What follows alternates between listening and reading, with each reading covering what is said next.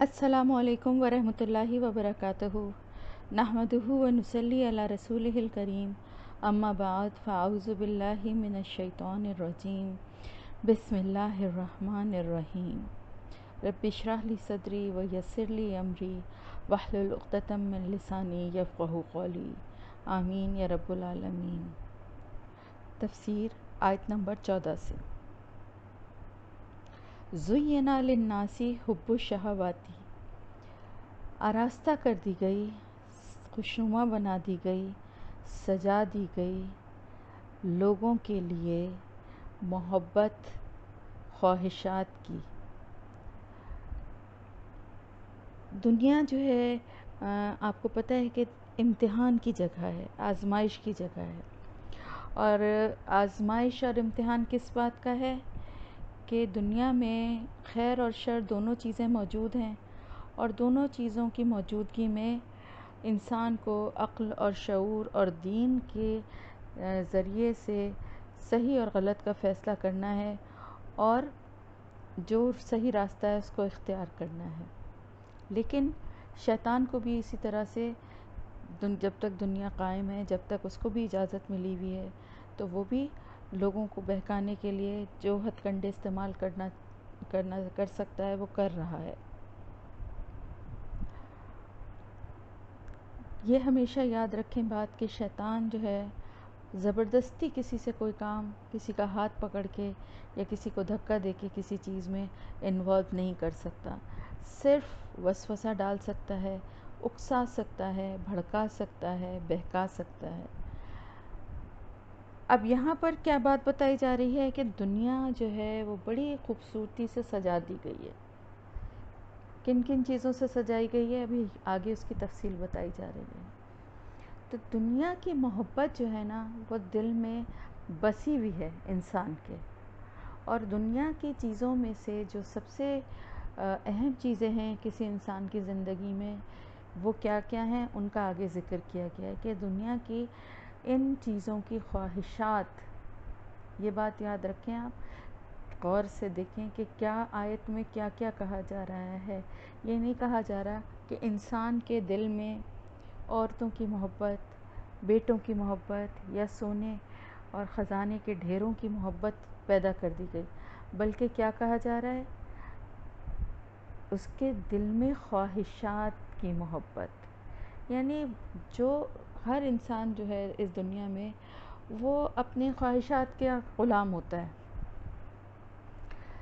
तो उसमें से जो लोग दीनदार होते हैं, जो समझदार होते हैं, वो उन ख्वाहिशात को अपनी उसी तरह पूरा करते हैं जैसा कि अल्लाह ताला ने उनको हुक्म दिया है। अब जब दुनिया सजाई गई है, दुनिया में नेमतें अल्लाह की मौजूद हैं, तो इसका ये मतलब नहीं है कि उन नेमतों का इस्तेमाल करना कोई गुनाह है या उन चीज़ों से फ़ायदा उठाना कोई गुनाह है।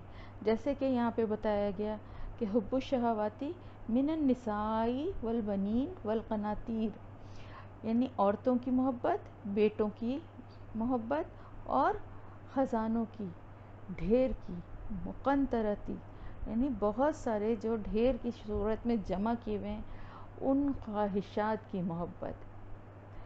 दोनों चीज़ों में क्या फ़र्क है? फ़र्क ये है कि एक मोहब्बत है कि जो औरतों से है या अब बेटों से है या ख़जाने से। कौन सी? जो औरतें कौन सी? जो आपकी मतलब किसी इंसान की बीवी है, उसकी मोहब्बत उसके दिल में है। अपनी औलाद की मोहब्बत, अपने बेटों की मोहब्बत उसके दिल में है। इसी तरह जो कुछ माल उसके पास है, उसकी मोहब्बत उसके दिल में है। ये तो हो गई उन चीज़ों की मोहब्बत।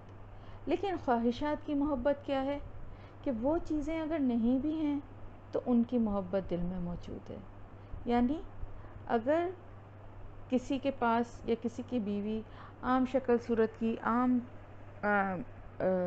हुलिये की है, और वो इसीलिए वैसे तो हमारे मज़हब में तो पर्दे और बहुत सारी चीज़ों के अहकामात हैं, लेकिन फिर भी मैं एक मिसाल के तौर पे आपको बात बता कि और मज़ीद किसी खूबसूरत औरत को देख के उसकी ख्वाहिश करना, जो कि गलत है। यानी ये ख्वाहिशात की मोहब्बत हुई।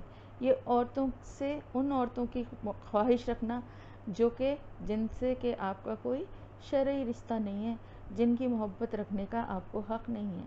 تو وہ خواہشات یا وہ خزانے یا اس دولت کا کی خواہش رکھنا جس پہ کہ جو کہ آپ کے پاس نہیں ہے، جو آپ کے پاس ہے اس کی آپ کو محبت ہے تو وہ تو آپ کی ملکیت ہے، وہ اس کے بارے میں کیا ہے وہ بھی آگے آتا ہے۔ لیکن یہاں پر کیا بتایا جا رہا ہے کہ ان چیزوں کی خواہشات کی محبت میں انسان اتنا بعض دفعہ اندھا ہو جاتا ہے کہ وہ غلط اور صحیح، جائز اور ناجائز کا فرق بھی بھول جاتا ہے، یعنی اپنے مقصد کے حصول کے لیے۔ اب ایک انسان کو خوبصورت عورتوں کی خواہش ہے، اس کو خوبصورت عورت اچھی لگتی ہے، اس کا دل چاہتا ہے کہ اس کی شادی ایک خوبصورت عورت سے ہو، تو یہ خواہش رکھنا کوئی غلط بات نہیں ہے۔ اور اگر اس کی شادی ایک اچھی خوبصورت عورت سے ہو گئی اور اس کے بعد اس کو اپنی بیوی سے ہی محبت ہے تو یہ بھی کوئی غلط بات نہیں، بلکہ بہت اچھی بات ہے۔ لیکن اپنی بیوی کے ہوتے ہوئے کسی اور عورت کی خوبصورتی یا کسی اور عورت کے حسن جمال سے متاثر ہونا اور اس کی خواہش دل میں رکھنا، یہ پھر خواہشات کی یہ غلط خواہشات ہو گئیں۔ یہ وہ ہیں کہ دنیا کو زینت دی ہے مختلف چیزوں سے اللہ نے۔ آپ صلی اللہ علیہ وسلم نے فرمایا کہ میری امت میں سب سے بڑا فتنہ جو ہے نا وہ عورت کی شکل میں ہے، اور ایک جگہ دوسری جگہ حدیث مبارک ہے کہ میری امت کے فتنوں میں سے سب سے بڑا فتنہ مال ہے۔ تو یہاں پر بھی یہی چیزیں مینشن کی گئی ہیں نا کہ ایک چیز جو کہ آپ کو اچھی لگتی ہے، آپ کی ملکیت ہے، وہ اس کی محبت رکھنا، اس کی محبت کس حد تک رکھنا وہ ایک الگ بات ہے۔ لیکن وہ چیزیں جو آپ کی ملکیت بھی نہیں ہیں لیکن آپ کے دل میں ان کی خواہش ہے۔ اب جیسے میں نے کہا نا کہ کسی کے دل میں یہ خواہش ہے کسی لڑکے کی یا کسی لڑکی کی کہ بھئی میری شادی اچھی شکل صورت والے لڑکے سے ہو یا اچھی شکل صورت والی عورت سے میری شادی ہو، کسی مرد کے دل میں یہ خواہش ہے تو یہ خواہش رکھنا غلط نہیں ہے، لیکن اس خواہش سے آگے جو گناہ کا راستہ ہے اس پہ جانا جو ہے نا وہ غلط ہے۔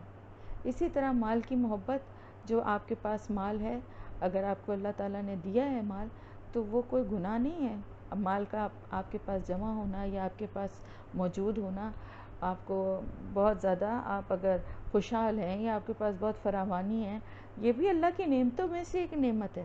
آپ دیکھیں یہ چیزیں جن کا یہاں ذکر کیا جا رہا ہے، یعنی عورتیں، آپ صلی اللہ علیہ وسلم نے فرمایا کہ سب سے ایک انسان کے لیے سب سے بڑا جو اللہ کی طرف سے رحمت ہوتی ہے وہ ایک نیک اور اچھی بیوی ہوتی ہے۔ تو عورت جو ہے وہ اللہ کی نعمتوں میں سے ایک نعمت ہے، اولاد جو ہے وہ بھی اللہ کی نعمتوں میں سے ایک نعمت ہے، اور مال بھی اللہ کی نعمتوں میں سے ایک نعمت ہے۔ تو یہ سب چیزیں اللہ کی نعمتیں ہیں، اور ان کی موجودگی ہونا کسی کے پاس بہت، اس کو اللہ کا شکر گزار ہونا چاہیے، اس میں عاجزی اور انکساری ہونا چاہیے، اور اس کو اللہ کا شکر ادا کرنا چاہیے۔ اگر اس نے مالی طور پہ فراغت دی ہے، اگر اس نے اچھی دیندار اور اچھی شکل صورت کی بیوی دی ہے، یا اگر اس نے، دیکھیں اب اولاد کا لفظ یہاں نہیں بلکہ بیٹوں کا لفظ استعمال کیا گیا ہے، کیونکہ یہ بھی ایک انسان کی فطرت ہے کہ اس کا خاص طور سے عربوں میں یا ایسی جگہوں پہ جہاں پر آپ دیکھیں کہ جہاں مین پاور کی زیادہ ضرورت ہوتی ہے، جیسے کسان ہیں یا اور اس طرح کے جو ہوتے ہیں، ویسے آج کل کیا ہمیشہ سے ہی بیٹا ہونا جو ہے وہ ایک بہت فخر اور ایک بہت اچھی بات سمجھی جاتی تھی، جبکہ بیٹیوں کا ہونا جو ہے اسلام آنے کے بعد تو اس میں بہت چینج آ گیا تھا، اور بیٹیوں کا ہونے بھی بہت خوشی کی بات سمجھی جاتی تھی، اور بیٹیوں کو اللہ کی رحمت سمجھا جاتا تھا، اور ان کے ساتھ بہت بعد میں چینجز آ گئے تھے اسلام کے بعد لوگوں کی سوچ اور رویے میں۔ لیکن ایک جنرل بیہیویئر جو ہمارے یہاں دیکھا جاتا ہے، آپ دیکھیں کسی کی شادی ہوتی ہے تو اس کو بھی دعا یہ دی جاتی ہے کہ اللہ چاند سا بیٹا دے، حالانکہ ٹھیک ہے، لیکن یہ غلط نہیں ہے، یہ دعا یہ خواہش رکھنا بھی غلط نہیں ہے، لیکن اس کے بجائے اگر اللہ سے نیک اور صالح اولاد مانگی جائے، اللہ سے اگر اچھی قسمت والی، اچھی شکل صورت اور ماں باپ کی فرما بردار، اللہ کی فرما بردار اولاد مانگی جائے تو وہ زیادہ بہتر ہے۔ لیکن بیٹے کے لیے بھی دعا کرنا کوئی گناہ کی بات نہیں ہے۔ اگر کسی کو خواہش ہے بیٹے کی اور وہ بیٹے کے لیے دعا کرتا ہے یا وہ چاہتا ہے کہ اس کے یہاں بیٹے ہوں، تو یہ کوئی گناہ نہیں ہے۔ لیکن اگر بیٹی ہوتی ہے اور اس کے ہونے پہ افسوس یا اس کے ہونے پہ کوئی غم کا اظہار کرتے ہیں اور اس کے ساتھ بیٹوں کو فوقیت دیتے ہیں اس بیٹی پر، یہاں سے گناہ شروع ہوتا ہے۔ یعنی یہ سب وہ چیزیں ہیں جو اللہ کی نعمتیں ہیں، جن کا مانگنا گناہ نہیں ہے۔ مال مانگنا گناہ نہیں ہے، اولاد مانگنا گناہ نہیں ہے، بیٹا مانگنا گناہ نہیں ہے، اچھی بیوی مانگنا گناہ نہیں ہے اللہ سے، اور اگر مل جائیں تو اللہ کی بہت بڑی نعمتیں ہیں یہ، ان پہ شکر گزار ہونا چاہیے۔ کوئی اس میں ان ساری باتوں میں کہیں پر بھی کوئی گناہ نہیں ہے، لیکن کیونکہ شیطان نے ان خواہشات کو انسان کے لیے ایک وسوسہ بنا دیا ہے، یعنی ان چیزوں میں بھی گناہ کا پہلو اس نے ہمارے دل میں وسوسوں کی شکل میں ڈال دیتا ہے۔ تو کیا ہوتا ہے کہ جب مال ملتا ہے، اللہ کا شکر ادا کرنے کے بجائے، اللہ کی راہ میں خرچ کرنے کے بجائے، اس مال کو اپنی ملکیت سمجھ کے اس پہ غرور و تکبر شروع ہو جاتا ہے، بار بار اس کو اس کی مالیت اور اس کی رقم کو گننا، الہاکم التکاثر میں جیسے نا کہ غفلت میں رکھا تم کو مال و زر کی بہتات کی ہوس نے، اور پھر کس طرح سے ایک کنجوس آدمی جو ہے اس کا کیا رویہ ہوتا ہے کہ اپنے مال کو دیکھ دیکھ کر خوش ہوتا ہے، اس کو اس میں اضافہ ہوتا رہتا ہے اور وہ اس سے خوش ہوتا رہتا ہے، حالانکہ اس کے ہاتھ کیا آتا ہے؟ صرف وہی آتا ہے جو اس نے اپنے اوپر خرچ کر لیا، خود کھا لیا، خود پہن لیا یا خود خرچ کر لیا، تو اس کا مال تو وہی ہے، باقی جو کچھ وہ جمع کر کر کے خوش ہو رہا ہوتا ہے وہ تو اس کا مال ہی نہیں ہے۔ تو اللہ سے مال مانگنا چاہیے، اور عافیت والا اور قناعت والا مال مانگنا چاہیے کہ جس کے بعد اللہ تعالیٰ کی فرما برداری بھی ہو اور اللہ کی راہ میں خرچ کرنے کا حوصلہ بھی ہو، اور اس مال کو بھی اللہ کی نعمت سمجھ کے کہ اللہ پاک نے اگر دیا ہے تو ہمارے اوپر کتنی بڑی ذمہ داری کے ساتھ دیا ہے، یہ سمجھ کے اس مال کو خرچ کرنے کا حوصلہ بھی ہو۔ جیسے آپ دیکھیں حضرت عثمان غنی رضی اللہ تعالیٰ عنہ کے پاس مال تھا، لیکن وہ کس طرح بے دریغ مال خرچ کیا کرتے تھے، کس طرح سے انہوں نے مسلمانوں کو پانی کی تکلیف تھی جب مدینہ میں آئے تھے اور یہودیوں کے پاس کنواں تھا اور وہ نہیں دیتے تھے پانی اور مسلمان بڑا پریشان ہوتے تھے، تو حضرت عثمان رضی اللہ تعالیٰ عنہ نے وہ کنواں خرید کر مسلمانوں کے لیے وقف کر دیا۔ یعنی کہ یہ بھی نہیں کہ یہ میرا کنواں ہے آپ لوگ یہاں سے پانی جتنا دل چاہے لے جائیں، بلکہ اس کو وقف کر دیا مسلمانوں کے لیے۔ تو اسی طرح قحط پڑا تو 10 اونٹ جو لدے ہوئے آئے سامان سے، غلے سے، اور اس کی ظاہر قحط کی صورت میں آپ کو پتہ ہے کہ جب چیز مارکیٹ میں کم ہو تو پھر اس کی قیمت اور ویلیو اور زیادہ بڑھ جاتی ہے، تو وہ تو منہ مانگے داموں بک سکتے تھے، اور کئی لوگوں نے اس کے دام بھی لگائے، لیکن انہوں نے کہا نہیں مجھے اس سے بھی زیادہ چاہیے، مجھے اس سے بھی زیادہ چاہیے، اور وہ زیادہ کیا تھا کہ انہوں نے وہ سارے غلے سے لدے اونٹ جو ہیں وہ لوگوں میں تقسیم کر دیے، ضرورت مندوں میں۔ تو ان کو اس سے بھی زیادہ جو چاہیے تھا وہ ان کو صرف ایک ہی ذات دے سکتی تھی جو کہ اللہ کی ذات ہے، اس سے زیادہ کوئی دے نہیں سکتا۔ تو ایک بات ہمیشہ اپنے ذہن میں رکھیں، ہمارے ذہن میں شیطان نے مال کے حوالے سے نا بالکل الٹی بات بٹھائی ہوئی ہے۔ ہمیں یہ لگتا ہے کہ جو کچھ ہم خرچ کر رہے ہیں ہمارا مال وہ کم ہو رہا ہے، اور جو کچھ ہم نے بچا کے رکھا ہوا ہے یہ ہماری سیونگ ہے اور ہمارا مال بڑھ رہا ہے، جبکہ حقیقت اس کے بالکل برعکس ہے۔ اصل مال جو جمع ہوتا ہے وہ ہے جو کہ ہم نے اللہ کی راہ میں خرچ کر دیا، وہی ہماری دنیا میں بھی کام آئے گا اور وہی ہماری آخرت میں بھی کام آئے گا۔ اور جو کچھ جمع ہے وہ تو پتہ نہیں ہماری قسمت میں اس کو خرچ کرنا ہے بھی یا ہم وہ دوسروں کے لیے چھوڑ کر چلے جائیں گے۔ حضرت عائشہ رضی اللہ تعالیٰ عنہ کے کو ایک دفعہ کسی نے تحفتاً ہدیہ بھیجا ایک بکری، تو انہوں نے اپنی اس سے جو لونڈی تھی اس سے کہا کہ اس کو یعنی اس کو جو گوشت وغیرہ جو ذبح کر کے جو تھا اس کو جو بھی آئے ضرورت مند اس کو دیتی جانا۔ تو کچھ ٹائم کے بعد، گھنٹوں کے بعد انہوں نے روزے سے تھیں وہ، تو انہوں نے پوچھا اپنی کنیز سے کہ وہ جو بکری آئی تھی ہدیے میں اس کا گوشت کا کیا کیا؟ تو اس نے کہا کہ وہ سارا تو وہ میں نے دے دیا، اپنے لیے جو ہے وہ صرف ایک ران جو ہے وہ آپ روزے سے ہیں تو وہ بس ایک دستی یا ران کچھ اس نے اس طرح کا مجھے ایگزیکٹلی نہیں یاد کہ وہ ہم بس وہ بچا ہے، باقی تو سب دے دیا۔ تو انہوں نے کہا کہ تم نے غلط کہا، یہ جو ہم نے اپنے لیے رکھا ہے نا، یہ تو خرچ ہو گیا ہے، اصل میں تو وہی ہے باقی رہنے والا، اور وہی بچے گا جو ہم نے دوسروں کو، غریبوں کو دے دیا۔ تو یہ بہت سمپل سی ایک بات ہے کہ جو اگر ہم سمجھ لیں، آپ ہمیشہ دیکھیں نا، صدقہ دینے سے، خیرات کرنے سے، اللہ پاک قرآن میں کیا فرماتا ہے؟ مال بڑھتا ہے۔ یربی صدقات آپ نے پڑھا تھا نا کہ صدقہ دینے سے مال بڑھتا ہے۔ اسی طرح سے زکوٰۃ ادا کرنے سے مال میں برکت ہوتی ہے، مال بڑھتا ہے۔ اب ہمارے ذہن میں شیطان کیا وسوسہ ڈالتا ہے کہ ہم تو بظاہر اتنا زکوٰۃ کی مد میں اتنے پیسے نکال کے خرچ کر رہے ہیں، یا ہم کسی کو صدقہ خیرات دے رہے ہیں تو اتنا بڑا اماؤنٹ ہم نے اپنے پیسوں میں سے نکال کے خرچ کر دیا، تو ہمارا مال کیسے بڑھے گا؟ یہ تو کم ہو گیا۔ لیکن یہی تو ہمارے ایمان کا حصہ ہے کہ جو بات اللہ اور اس کے رسول نے کہہ دی وہ برحق ہے، اور آپ یہ یقین کریں کہ جو لوگ اس پہ عمل کرتے ہیں، کئی لوگوں سے میں نے یہ باتیں سنی، اور ایک زمانے میں میں نے خود اس چیز کا تجربہ کیا۔ میں نے کسی کا یہ واقعہ سنا تھا کہ انہوں نے یہ کہا کہ میرے پاس جو بھی پیسے آتے ہیں، یعنی میرے شوہر جو بھی مجھے خرچے کے پیسے دیتے ہیں، یا جو کچھ بھی مجھے پیسے ملتے ہیں، کہیں سے بھی ملتے ہیں، تو میں اس کا 10% جو ہے نا، وہ میں نے وہ بنایا ہوا ہے انویلپ یا کوئی ایسی تھیلی کوئی بنائی ہے جس میں وہ ڈال دیتی ہوں۔ تو 10% کیا ہوا؟ یعنی اگر 100 روپے ہیں تو 10 روپے، تو بہت معمولی سی رقم ہے۔ اسی طرح 1000 اور 10,000 سب کا آپ حساب کر سکتے ہیں۔ تو انہوں نے یہ کہا کہ وہ میں اس میں ڈال دیا کرتی تھی، اور اسی طرح پھر جب کسی کو ضرورت ہوتی تھی تو میں اس میں سے نکال کے اس کو جتنی ضرورت ہوتی تھی میں دے دیتی تھی۔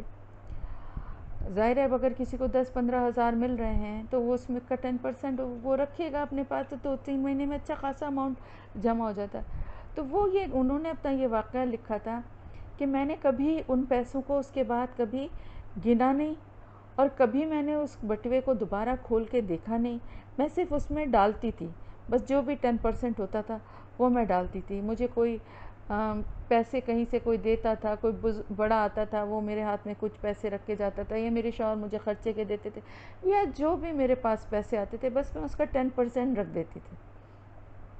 کہنے کہ آج تک کبھی ایسا نہیں ہوا کہ کسی ضرورت مند کو دینے کا وقت آیا اور اس میں سے پیسے نہ نکلیں۔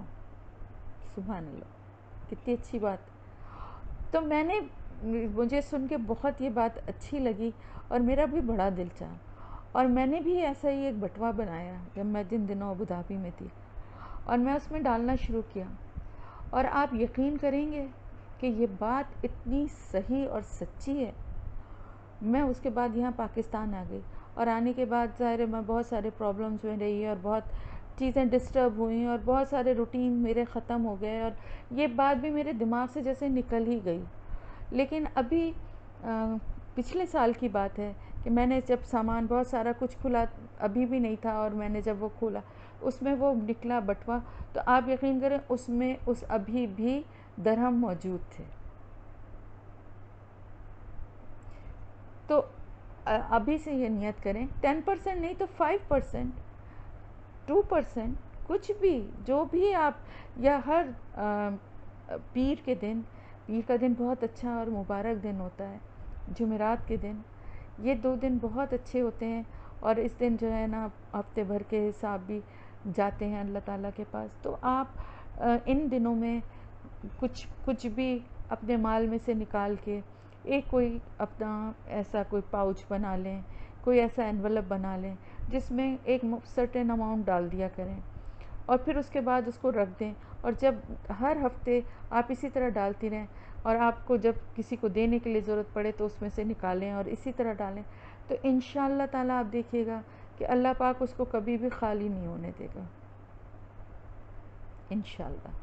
تو یہ تو ایک ایسی بات بیچ میں آ گئی تھی، لیکن بتانے کا مقصد یہ ہے کہ اللہ پاک نے جو مال دیا ہے اس کو اللہ کی راہ میں خرچ کرنے سے ہمیشہ مال میں اضافہ ہوتا ہے۔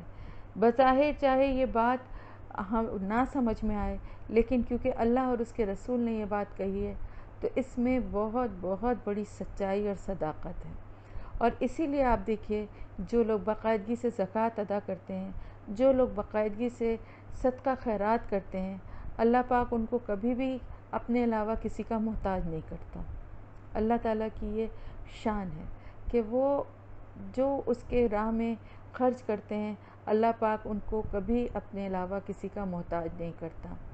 اسی طرح اگر کسی کی پریشانی آپ دور کرتے ہیں تو یہ بھی میں نے بہت جگہ بہت دفعہ یہ دیکھا بھی ہے اور سنا بھی ہے، اور کوشش کرتی ہوں کہ اس پہ عمل بھی کروں، کہ آپ کسی کی بھی کوئی پریشانی جس طرح کی بھی دور کریں گے نا، انشاءاللہ تعالیٰ اللہ آپ کو اس طرح کی پریشانی میں کبھی بھی نہیں ڈالے گا۔ مثلاً کسی کا بچہ بہت بیمار ہے اور اس کے پاس علاج کے پیسے نہیں ہیں، اور وہ بہت پریشان ہو کے آپ کے پاس آئے اور آپ نے اس کو علاج کے لیے پیسے دے دیے اور اس بچے کے، تو انشاءاللہ تعالیٰ کبھی آپ کا بچہ اس طرح بیمار نہیں ہوگا کہ آپ کو پریشان ہو کے کہیں جانا پڑے۔ اس طرح سے بہت ساری ایسی باتیں ہیں جن پہ غور کریں، بہت سی باتیں ہیں جن کو ہمیں اتنا عادت ہی نہیں رہی، شاید ہم قرآن کو پڑھتے بھی ہیں، سمجھتے بھی ہیں، لیکن ہم کبھی اس طرح سے غور نہیں کرتے کہ ایک ایک آیت اور ایک ایک لفظ سے کیا کیا اللہ پاک نے ہمیں حکمت بھری باتیں بتائی ہیں۔ تو یہ بھی ایک اللہ کی بہت بڑی حکمت ہے کہ اللہ نے دنیا کو آراستہ کیا، خوبصورت بنایا، خوشنما بنایا اللہ نے اپنی نعمتوں کے ذریعے۔ اور وہ نعمتیں کیا ہیں؟ وہ بہت ساری نعمتیں ہیں، جن میں سے کچھ جو سب سے بڑی نعمتیں ہیں ان کا یہاں ذکر کیا گیا ہے کہ ان نعمتوں سے فائدہ اٹھانا، ان نعمتوں کے ہونے پہ اللہ کی شکر گزاری کرنا چاہیے، ان نعمتوں کی خواہش کرنا یا ان نعمتوں کے مل جانے کے بعد ان کو ان سے انجوائے کرنا، یہ کوئی گناہ نہیں ہے۔ گناہ کہاں آ جاتا ہے کہ جو چیز آپ کے پاس نہیں ہے اس کی خواہش کریں، ضرور کریں، دعا کریں اللہ سے، لیکن ایسی خواہش نہ کریں جو آپ کو ناجائز راستے کی طرف لے جائے۔ مثلاً میں نے جیسے بتایا کہ ایک عورت کے لیے حصول کے لیے ناجائز طریقہ اختیار کرنا، یا مال اگر چاہیے تو اس کے لیے ناجائز طریقے سے اپنے مال کو بڑھانے کی کوشش کرنا، یا ایسے طریقے اختیار کرنا کہ جس سے بہت زیادہ بظاہر لگتا ہے انسان کو کہ بہت جلدی وہ دولت مند ہو جائے گا۔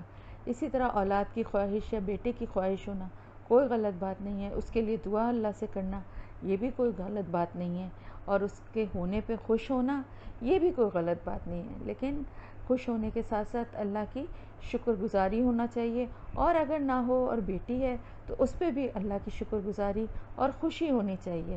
لیکن بیٹا اگر نہیں ہے، اس کے حصول کے لیے ناجائز طریقے اختیار کرنا، پیروں فقیروں کے پاس جانا، غلط لوگوں سے رابطہ کرنا، غلط طریقے سے اپنی جائز خواہشات کو حاصل کرنے کی کوشش کرنا، یہ ہے اصل خواہشات کی جو ہوس ہے نا، وہ یہ ہے۔ یعنی خواہش رکھنا گناہ نہیں ہے، لیکن ان خواہشات کے پیچھے اس حد تک ان خواہشات کا غلام بن جانا کہ جائز اور ناجائز کا فرق ہی بھول جائے۔ پھر آگے اور مزید ڈیٹیل بتائی، یعنی یہ کچھ چیزیں ہیں، عورتیں ہیں، بیٹے ہیں، ڈھیر خزانوں کے، اور پھر وہ خزانوں کے ڈھیر کس چیز کے؟ سونے اور چاندی کے۔ اب یہاں پر صرف سونا اور چاندی کی بات کی گئی ہے، حالانکہ اور بھی بہت سی قیمتی دھاتیں ہیں، جیسے کہ پلیٹینیم ہے آج کل تو، بلکہ پلیٹینیم کا زیادہ زور ہے کہ وائٹ گولڈ اور ڈائمنڈ اور یہ سارا، لیکن آپ کو پتہ ہے کہ وائٹ گولڈ پہ یا ڈائمنڈ پہ زکوٰۃ نہیں ہوتی۔ زکوٰۃ کس پہ ہوتی ہے؟ صرف سونے اور چاندی پر ہوتی ہے۔ تو یہاں پر انہی دونوں چیزوں کا ذکر کیا گیا ہے جن پہ کہ زکوٰۃ ہوتی ہے، اور جن کو جمع کرنے کی سب کی خواہش ہوتی ہے، جن کو دیکھ دیکھ کے سب خوش ہوتے ہیں۔ یہاں پاکستان میں تو حالانکہ اب گولڈ جو ہے وہ بیکار ہو گیا ہے، کیونکہ نہ کوئی باہر پہن سکتا ہے، نہ کوئی اس کو اس طرح سے گھر میں بھی بلکہ نہیں استعمال کر سکتا، اگر کسی کے پاس ہے بھی تو لاکرز میں بند ہے، یا پھر تھوڑا بہت اگر چھوٹا موٹا کچھ ہے بھی اس کو بھی ڈر ڈر کے ہی پہنتے ہیں. تو لیکن خواہش تو سب کے دل میں ہوتی ہے نا. ذرا سا گولڈ کے ریٹ کم ہوتے ہیں تو گھروں میں یہ باتیں ہونے لگتی ہیں کہ گولڈ کے ریٹ کم ہوئے ہیں تو چلو کچھ لے لیتے ہیں یا کچھ کر لیتے ہیں. تو اس کی محبت جو ہے نا یہ بھی انسان کے دل میں موجود ہے. سونے اور چاندی کی محبت یہ بھی انسان کے دل کی خواہشات میں سے ایک خواہش ہے. ہر ایک کی خواہش ہوتی ہے کہ کوئی نہ کوئی کچھ نہ کچھ سونے چاندی کے زیورات اس کے پاس ہوں. اسی طرح آگے ہیں گھوڑے نشان زدہ، یعنی وہ گھوڑے جو کہ اعلیٰ نسل کے ہیں، جن کی خصوصیت ہو کوئی ایسے. نشان زدہ کا مطلب ہے یعنی جن میں کوئی خاص بات ہوتی ہے، جیسے عربی نسل کے گھوڑے ہیں یا کچھ اور خاص ایسے گھوڑوں کی نسلیں ہوتی ہیں کہ جو بہت خاص سمجھی جاتی ہیں. تو ان کی وہ بھی ان کی خواہش بھی جو ہے نا وہ بھی آج کل تو کیونکہ گاڑیوں اور ان کا دور آ گیا ہے تو گھوڑوں کا اور اونٹوں کا اتنا وہ نہیں رہا. لیکن ابھی بھی آپ دیکھیں کہ جو امیر لوگ ہوتے ہیں اور جو جن کو شوق ہوتا ہے، خاص طور سے عربوں کے ہاں، تو ابھی بھی آپ کو عربوں کے ہاں بہت زیادہ گھوڑوں اور اونٹوں سے بہت زیادہ محبت کی جاتی ہے. اور ظاہر ہے جس کے پاس جتنا ہوتا ہے پیسہ جس کو اللہ نے دیا ہے وہ اسی حساب سے باقاعدہ بڑے بڑے انہوں نے استبل بنوائے ہوتے ہیں، فارم ہاؤس بنائے ہوتے ہیں جہاں پر کہ وہ گھوڑوں اور اونٹوں کو رکھتے ہیں اور ان کی پرورش ہوتی ہے اور ان کی دیکھ بھال بہت اچھی طرح سے کی جاتی ہے. اس کے لیے لوگ رکھے جاتے ہیں. تو اسی طرح سے ایک یہ خواہش بھی انسان کے دل میں اللہ پاک کی طرف سے ان چیزوں کی محبت بھی ہے. اور مویشیوں کی، یعنی اچھے تندرست اور اچھے مویشی. مویشیوں میں کیا آ گئے، یعنی گھوڑوں کی تو ایک الگ بات کی گئی ہے کیونکہ گھوڑے جو ہیں وہ اس سینس میں نہیں بات ہو رہی ہے بلکہ وہ ایک اسٹیٹس سمبل کے طور پہ بات ہو رہی ہے. یعنی ایک اچھے گھوڑا اچھی نسل کا جو ہے وہ ہر ایک افورڈ بھی نہیں کر سکتا، اور جو افورڈ بھی کر سکتے ہیں تو ہر ایک اس کو رکھنے کی جگہ افورڈ نہیں کر سکتا. اس کو یہ اس کے اوپر جس طرح سے اس کے خرچ کرنا اور جس طرح اس کی پرورش کرنا وہ بھی ہر ایک افورڈ نہیں کر سکتا. تو اور اس کے ساتھ ساتھ پھر مویشی، یعنی مویشی میں سب آ گئے، گائے بھیڑ بکری، یہ سب مویشیوں میں آ گئے. اس کی محبت بھی ظاہر کسانوں کے کو تو خاص ہوتی ہے، لیکن اس کے علاوہ بھی بہت سارے لوگوں کو ہوتی ہے مویشیوں کی بھی محبت. اور اچھے صحت مند اور اچھے مویشی جو ہیں وہ دیکھنے میں بھی اچھے لگتے ہیں، اور جو لوگ پالتے ہیں وہ ان کی بہت دیکھ بھال کر کے ان کا خیال بھی رکھتے ہیں.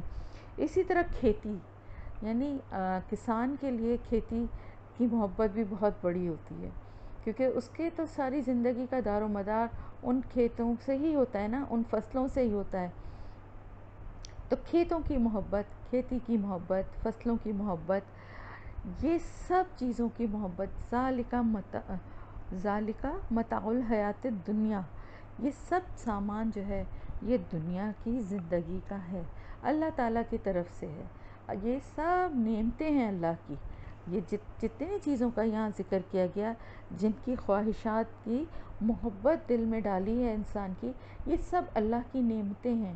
ان سب سے فائدہ اٹھانا اور اس کے بعد اللہ کا شکر ادا کرنا، یہ ایک انسان کا، ایک مومن کا طرز عمل ہونا چاہیے. تو ہمیں کیا یہاں پر ایک بہت بڑا کیا سبق ملا کہ اللہ پاک نے یہ سب سامان دنیا کی زندگی کا بنایا ہے کس کے لیے؟ انسانوں کے لیے.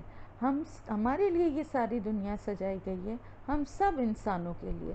تو ہم سب کے لیے یہ دنیا سجائی گئی ہے، لیکن ضروری نہیں ہے کہ اس کی زیبائش کی جتنی بھی چیزیں ہیں وہ ہر ایک کو حاصل ہوں یا ہر ایک کو ایک جتنی حاصل ہوں.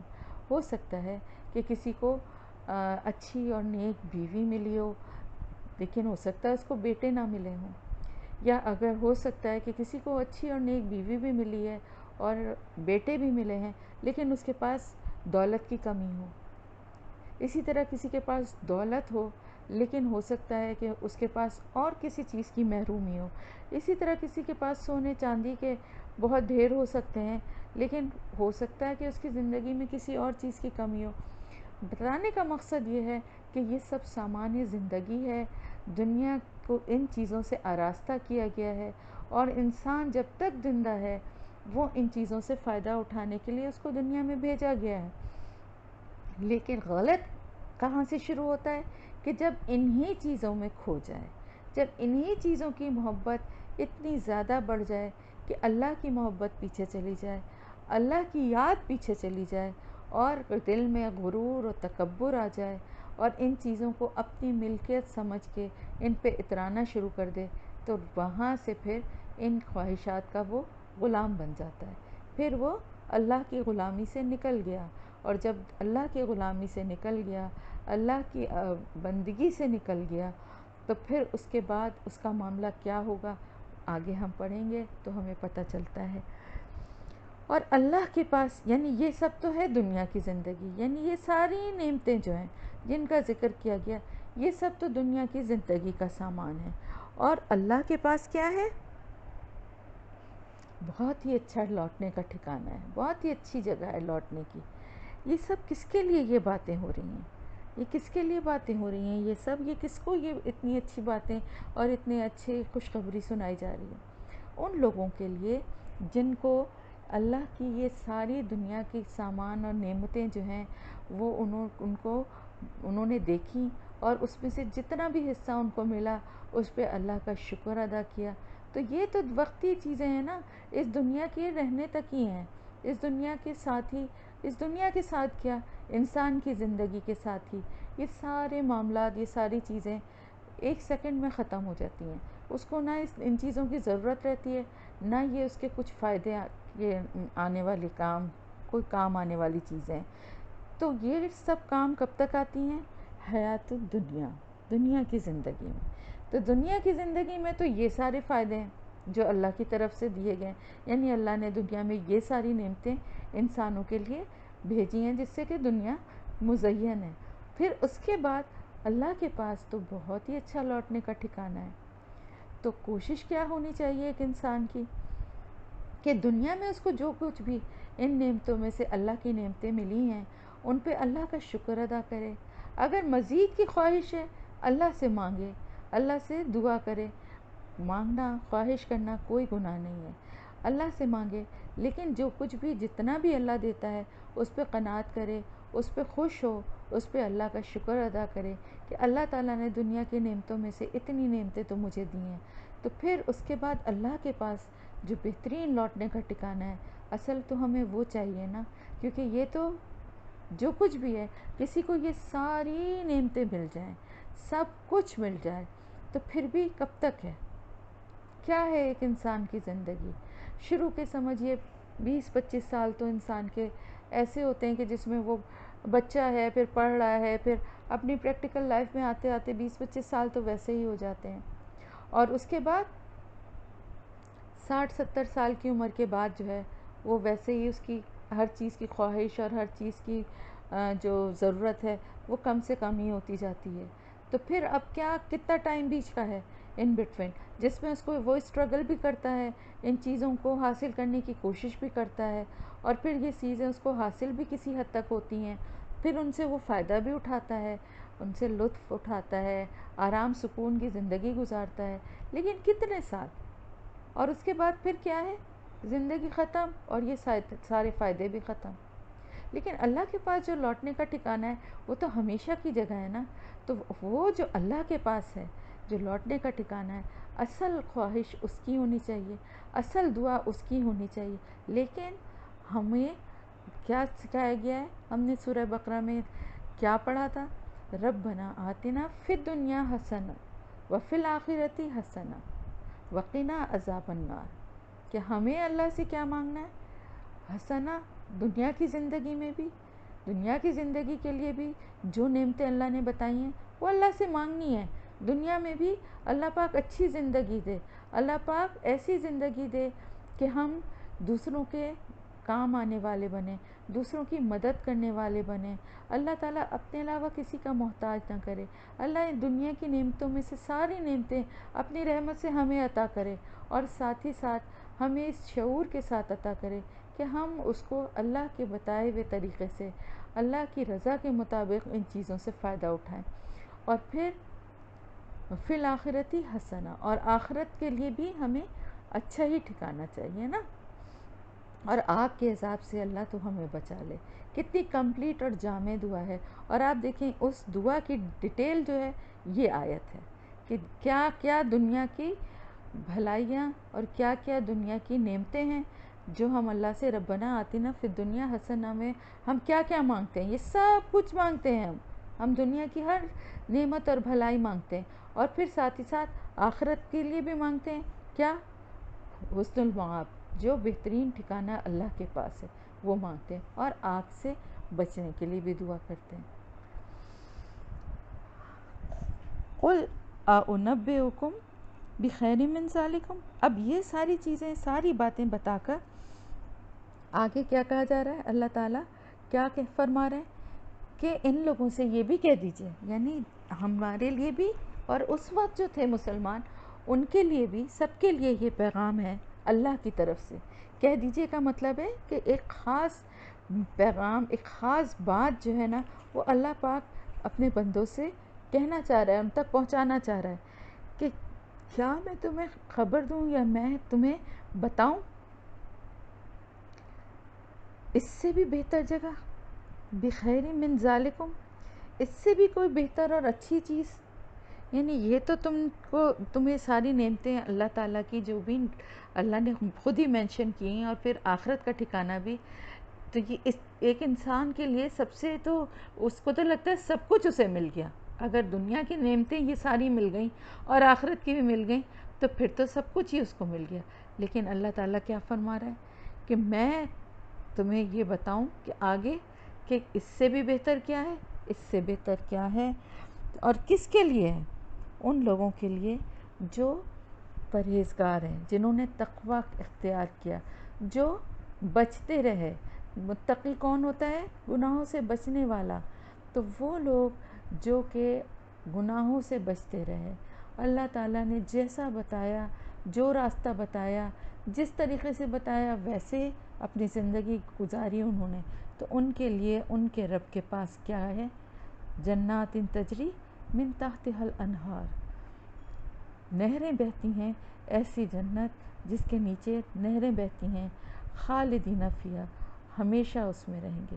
اب آپ یہ دیکھیے، یعنی اللہ کے پاس لوٹنے کا ٹھکانہ تو ہے، لیکن اس سے بھی زیادہ بہتر، اس سے بھی زیادہ اچھی بات کیا ہے کہ ہم کس چیز کا سوال کریں؟ جنت الفردوس کا، جہاں کے نہریں بہتی ہیں جس کے نیچے. اس کو ذرا کبھی آپ لوگوں نے یہ آیت اس طرح کی قرآن میں کئی جگہ آئی ہیں کہ ایسی جنتیں، جنت کہتے ہیں ایکچولی باغ کو، یعنی ایسے باغات جن کے تجری بہتی ہیں، جن کے نیچے سے نہریں. تو کبھی آپ نے اس آیت پہ غور کیا ہے؟ میں جب بھی غور کرتی ہوں نا میرے ذہن میں بڑی ڈفرینٹ سی ایک پکچر آتی ہے.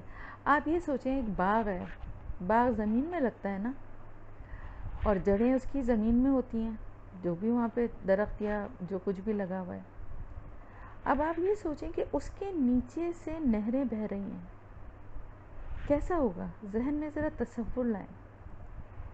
یعنی وہ اتنا ٹرانسپیرنٹ وہ ہوگا کہ نہریں بہتی ہوئی نظر آ رہی ہیں. اور جنت الفردوس وہ مقام ہے جہاں سے تمام نہریں جو ہیں وہ جاری ہوتی ہیں. آپ صلی اللہ علیہ وسلم نے فرمایا کہ اپنی امت کے لیے کہ اللہ تعالیٰ سے ہمیشہ جنت الفردوس کا سوال کرو. تو وہ باغات ہیں کہ جن کے نیچے نہریں بہہ رہی ہیں، اور وہ کیا خوبصورت منظر ہوگا، وہ کیسی ٹرانسپیرنٹ زمین ہوگی کہ جس کے نیچے سے ہمیں نہریں بھی بہتی ہوئی نظر آ رہی ہوں گی اور باغات بھی ہوں گے. اور پھر سب سے بڑی جو بات ہے نا، جو سب سے بڑی خوشخبری ہے، جس کے لیے کہا گیا کہ تمہیں یہ بتا دوں کہ سب سے بڑی، اس سے بھی بڑھ کے کیا ہے، خالدین فیہا، ہمیشہ اس میں رہیں گے. یعنی آپ یہ دیکھیے کہ آپ دنیا کی کوئی بڑی سے بڑی بھی آپ کو نعمت حاصل ہو جائے، فرض کریں آپ کو کوئی بہت بڑی محل یا حویلی آپ کو کوئی مل جائے، جو ساری سہولتیں ہوں، آپ کے پاس دنیا کی ہر نعمت ہو، ہر چیز آپ کے اشارے پہ ہزاروں نوکر چاکر موجود ہوں، آپ کو کچھ کرنے کی ضرورت نہ ہو، ہر طرح کے قیمتی ملبوسات ہوں، زیورات ہوں، کھانے کے لیے ہر قسم کی نعمتیں ہیں، پھل ہیں، سبزی، جو کچھ آپ کا دل چاہتا ہے آپ کے پلک جھپکتے آپ کے غلام آپ کے لیے حاضر کر دیتے ہیں۔ یہ سارا کچھ اگر کسی کو حاصل ہو جائے تو پھر اس کے بعد بھی یہ کب تک ہے؟ کتنے عرصے تک؟ کتنی زندگی ہے؟ بہت زیادہ کوئی جیے گا، 100 سال جیے گا، 150 سال جیے گا، بس ختم۔ لیکن جنت کی جو زندگی ہے وہ خالدینہ فیہا ہے، خالدینہ ہمیشہ رہیں گے، فیہا اس میں، یعنی اس میں ہمیشہ رہیں گے۔ تو سب سے بڑی جو نعمت ہے، نعمتوں میں سے نعمت، وہ یہ ہے کہ جو جنت میں ایک دفعہ چلا جائے گا وہ ہمیشہ ہمیشہ وہیں رہے گا، پھر اس کے دل کو کوئی کھٹکا نہیں ہوگا۔ جیسے دنیا میں ہمارے دل کو کھٹکے ہوتے ہیں نا، کہ پتہ نہیں کیا آگے ہونا ہے، پتہ نہیں ہمارے اتنے گناہ ہیں، پتہ نہیں ہمارے ساتھ کیا معاملہ ہوگا، اللہ تعالیٰ معاف کرے گا یا نہیں کرے گا۔ اللہ کی رحمت سے امید بھی ہوتی ہے لیکن دل میں خوف بھی ہوتا ہے، اور یہ اسی وقت تک رہے گا، اس وقت تک جب تک کہ انشاءاللہ تعالیٰ اللہ پاک ہمیں جنت میں بھیج نہیں دے گا۔ لیکن جنت میں ایک دفعہ انٹر ہونے کے بعد پھر کیا ہوگا؟ اس کے بعد جو ہے وہ کوئی بھی وہاں سے نکال نہیں سکتا، کیونکہ اللہ نے جس کو ایک دفعہ جنت میں داخل کر دیا نا، اس کے بعد وہ جنت میں ہمیشہ رہے گا۔ تو ہمیشہ کا میں نے بتایا نا آپ کو کہ قیامت کا ہمیشہ جو ہے نا وہ بہت، اس کا ہم تصور نہیں کر سکتے۔ بلکہ ایک واقعہ ہے جو کہ روایت میں ملتا ہے کہ اللہ تعالیٰ کے پاس ایک بہت ایک انسان ہوگا جو کہے گا کہ جس کے بہت سارے گناہ ہوں گے اور وہ بڑا گناہ گار ہوگا، لیکن بہت اللہ سے ڈر رہا ہوگا اور اللہ تعالیٰ سے جب اس کے گناہوں کا اپنے ڈھیر دیکھے گا اور تو وہ سمجھ جائے گا کہ میرا اب انجام جو ہے وہ ظاہر میں جنت میں نہیں جا سکتا، لیکن وہ اللہ کے سے آ کے کہے گا، اللہ پاک سے ایک درخواست کرے گا کہ اللہ تعالیٰ میرے گناہ تو بہت زیادہ ہیں اور مجھے جو ہے پتہ ہے کہ میرا اب کیا ٹھکانہ ہونے والا ہے، لیکن کیا میں تیری جنت کو دور سے دیکھ بھی نہیں سکتا؟ میں تیری میری ایک خواہش تو پوری کر دے۔ اللہ پاک تو اپنے بندوں کے دلوں کا حال جانتا ہے، اس بندے کے دل کا حال بھی جانے گا، لیکن اللہ پاک جو ہے اس دن بہت زیادہ رحمان، اس کی رحمت جو ہے بہت جوش میں ہوگی، تو وہ اس کی اس کیفیت کو جو ہے وہ انجوائے کرتا ہوا اس سے کہے گا ٹھیک ہے تم کہاں سے دیکھنا چاہتے ہو، اور اس کو جنت کے پاس دور سے اس کو جنت دکھائی جائے گی، وہ کہے گا یہاں سے تو مجھے بالکل سمجھ میں نہیں آ رہا، مجھے تھوڑا قریب سے لے جایا جائے، پھر اس کو تھوڑا قریب لے جایا جائے گا، پھر وہ کہے گا نہیں یہاں اور تھوڑا، پھر کہے گا میں ذرا فیل کرنا چاہتا ہوں، مجھے ایک قدم تھوڑا سا رکھ کے اندر جنت کو محسوس کر لینے دیا جائے، اس کے بعد تو مجھے جانا ہی ہے۔ تو اس کو کہا جائے گا اچھا جاؤ رکھو اندر قدم جاؤ، اب وہ جیسے ہی اندر قدم رکھے گا تو وہ اللہ تعالیٰ سے کہے گا اللہ پاک تو نے تو وعدہ کیا تھا جو ایک دفعہ جنت میں آ جائے گا اس کو تو جنت سے کبھی نہیں نکالے گا، وہ ہمیشہ اس میں رہیں گے اور ان کو کوئی جہنم میں دوبارہ نہیں ڈالا جائے گا، تو اب میں تو جنت میں آ گیا ہوں۔ تو اللہ تعالیٰ کہے گا ٹھیک ہے اب اس کو جنت میں ہی اس کا معاملہ جو ہے وہ اب اس کو جنت میں ہی رہنے کا وہ ہوگا، اور اس کی گناہوں کو اللہ اپنی رحمت سے معاف کر دے گا۔ تو اس دن ایسے بہت سارے واقعات ہوں گے جن کی روایت ہمیں ملتی ہے۔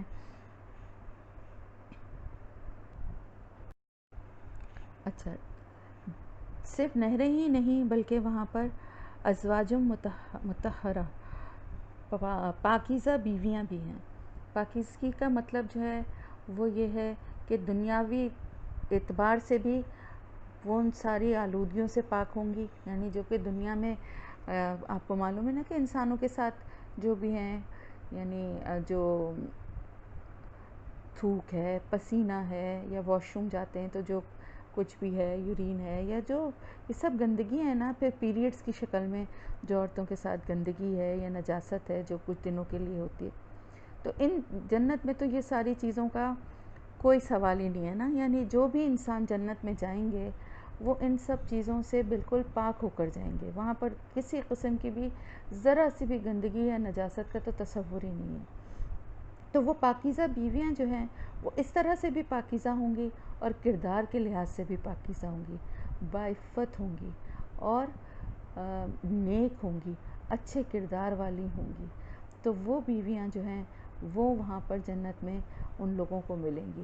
اب جن کی بیویاں ہیں موجود اور وہ شوہر اور بیوی ہیں، تو وہ اگر دونوں جنت میں ہیں تو وہ بھی شوہر کو چوائس ہوگی، بیوی کو بھی چوائس ہوگی۔ تو انشاءاللہ تعالی اللہ سے دعا یہی ہے کہ جو دنیا میں اللہ پاک نے جن کو زندگی کا ساتھی بنایا ہے، اللہ پاک وہاں جنت الفردوس میں بھی ہمیشہ کا ساتھ نصیب فرمائے، آمین یا رب العالمین۔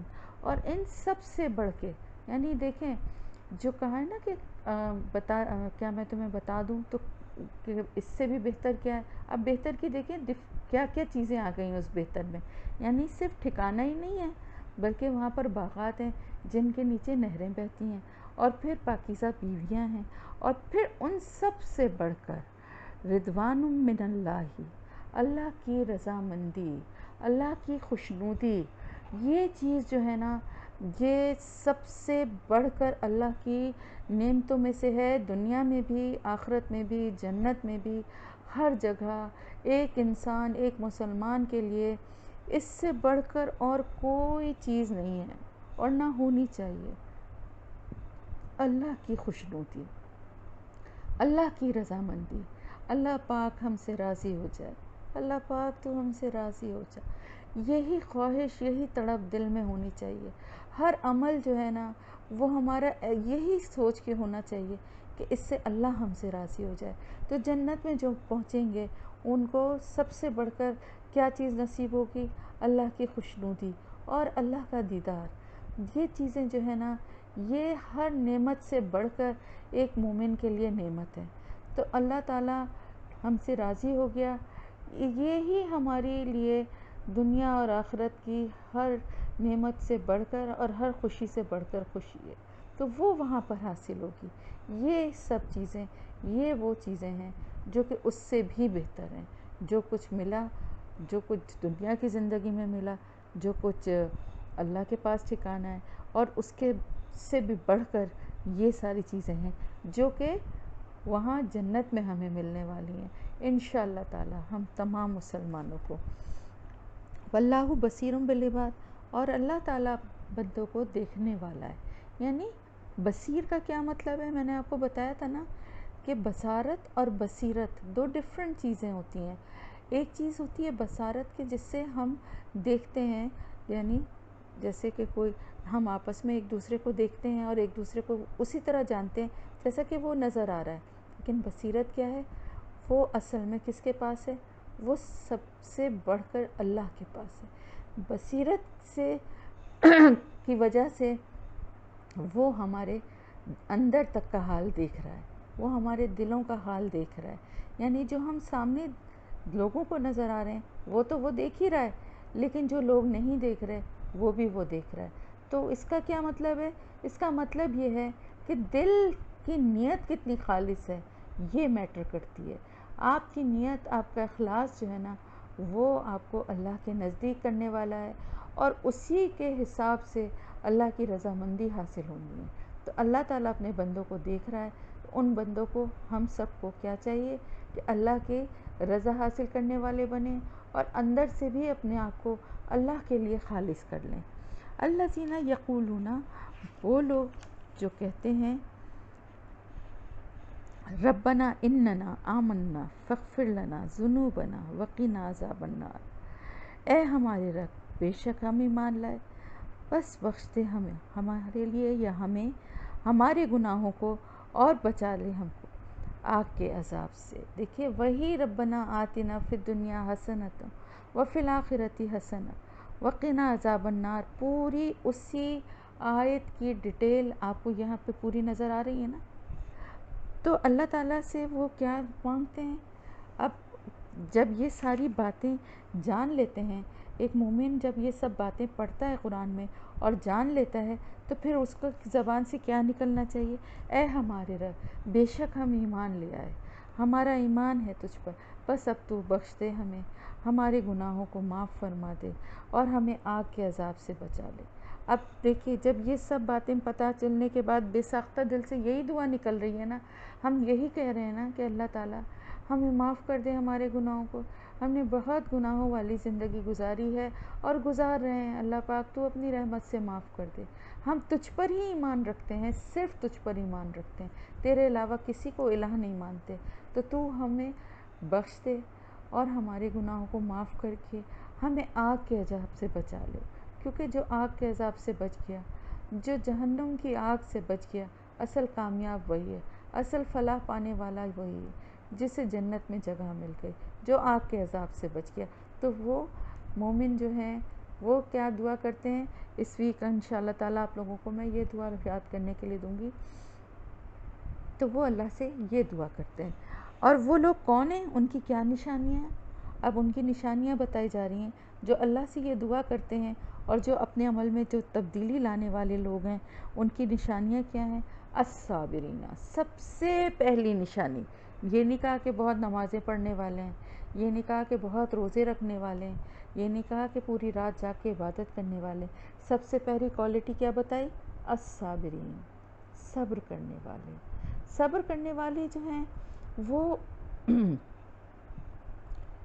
صبر بھی کئی طرح کا ہے.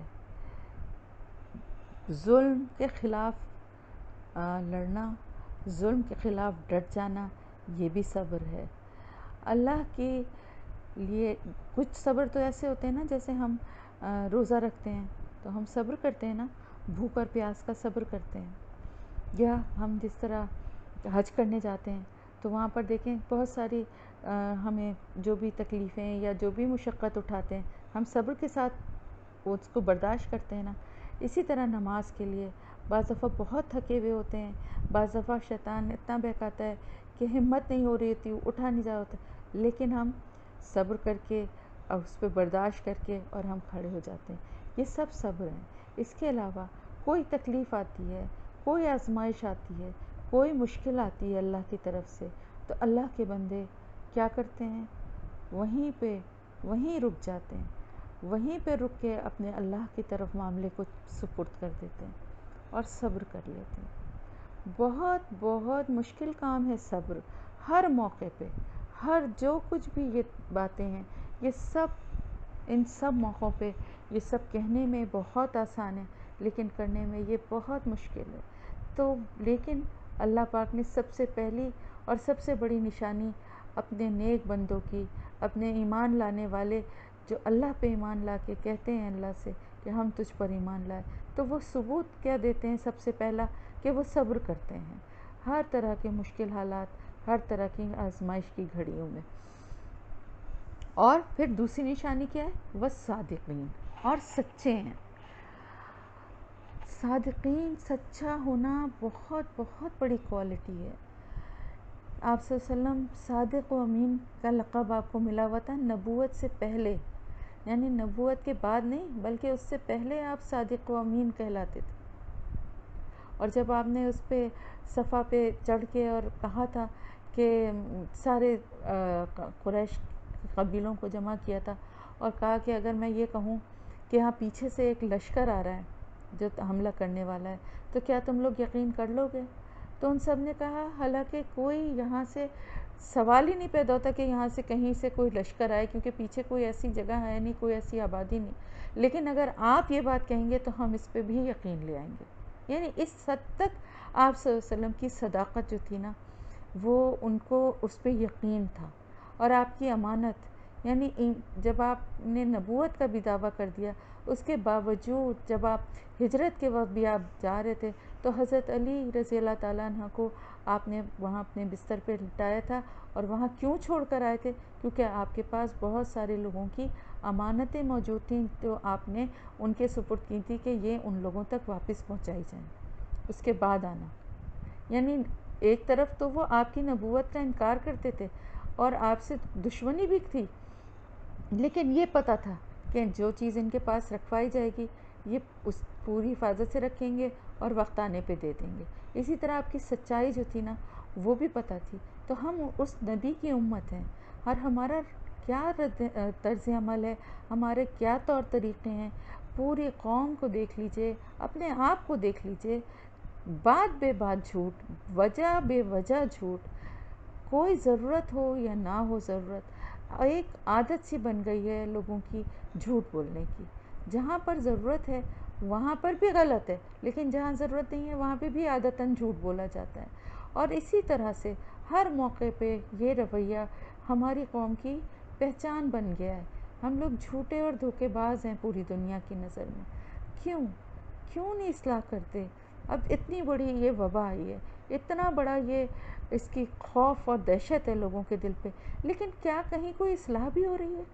استغفار کی دعائیں کی جا رہی ہیں، لوگ معافیاں مانگ رہے ہیں اللہ سے، سب کچھ کر رہے ہیں، لیکن اپنے کو بدل نہیں رہے.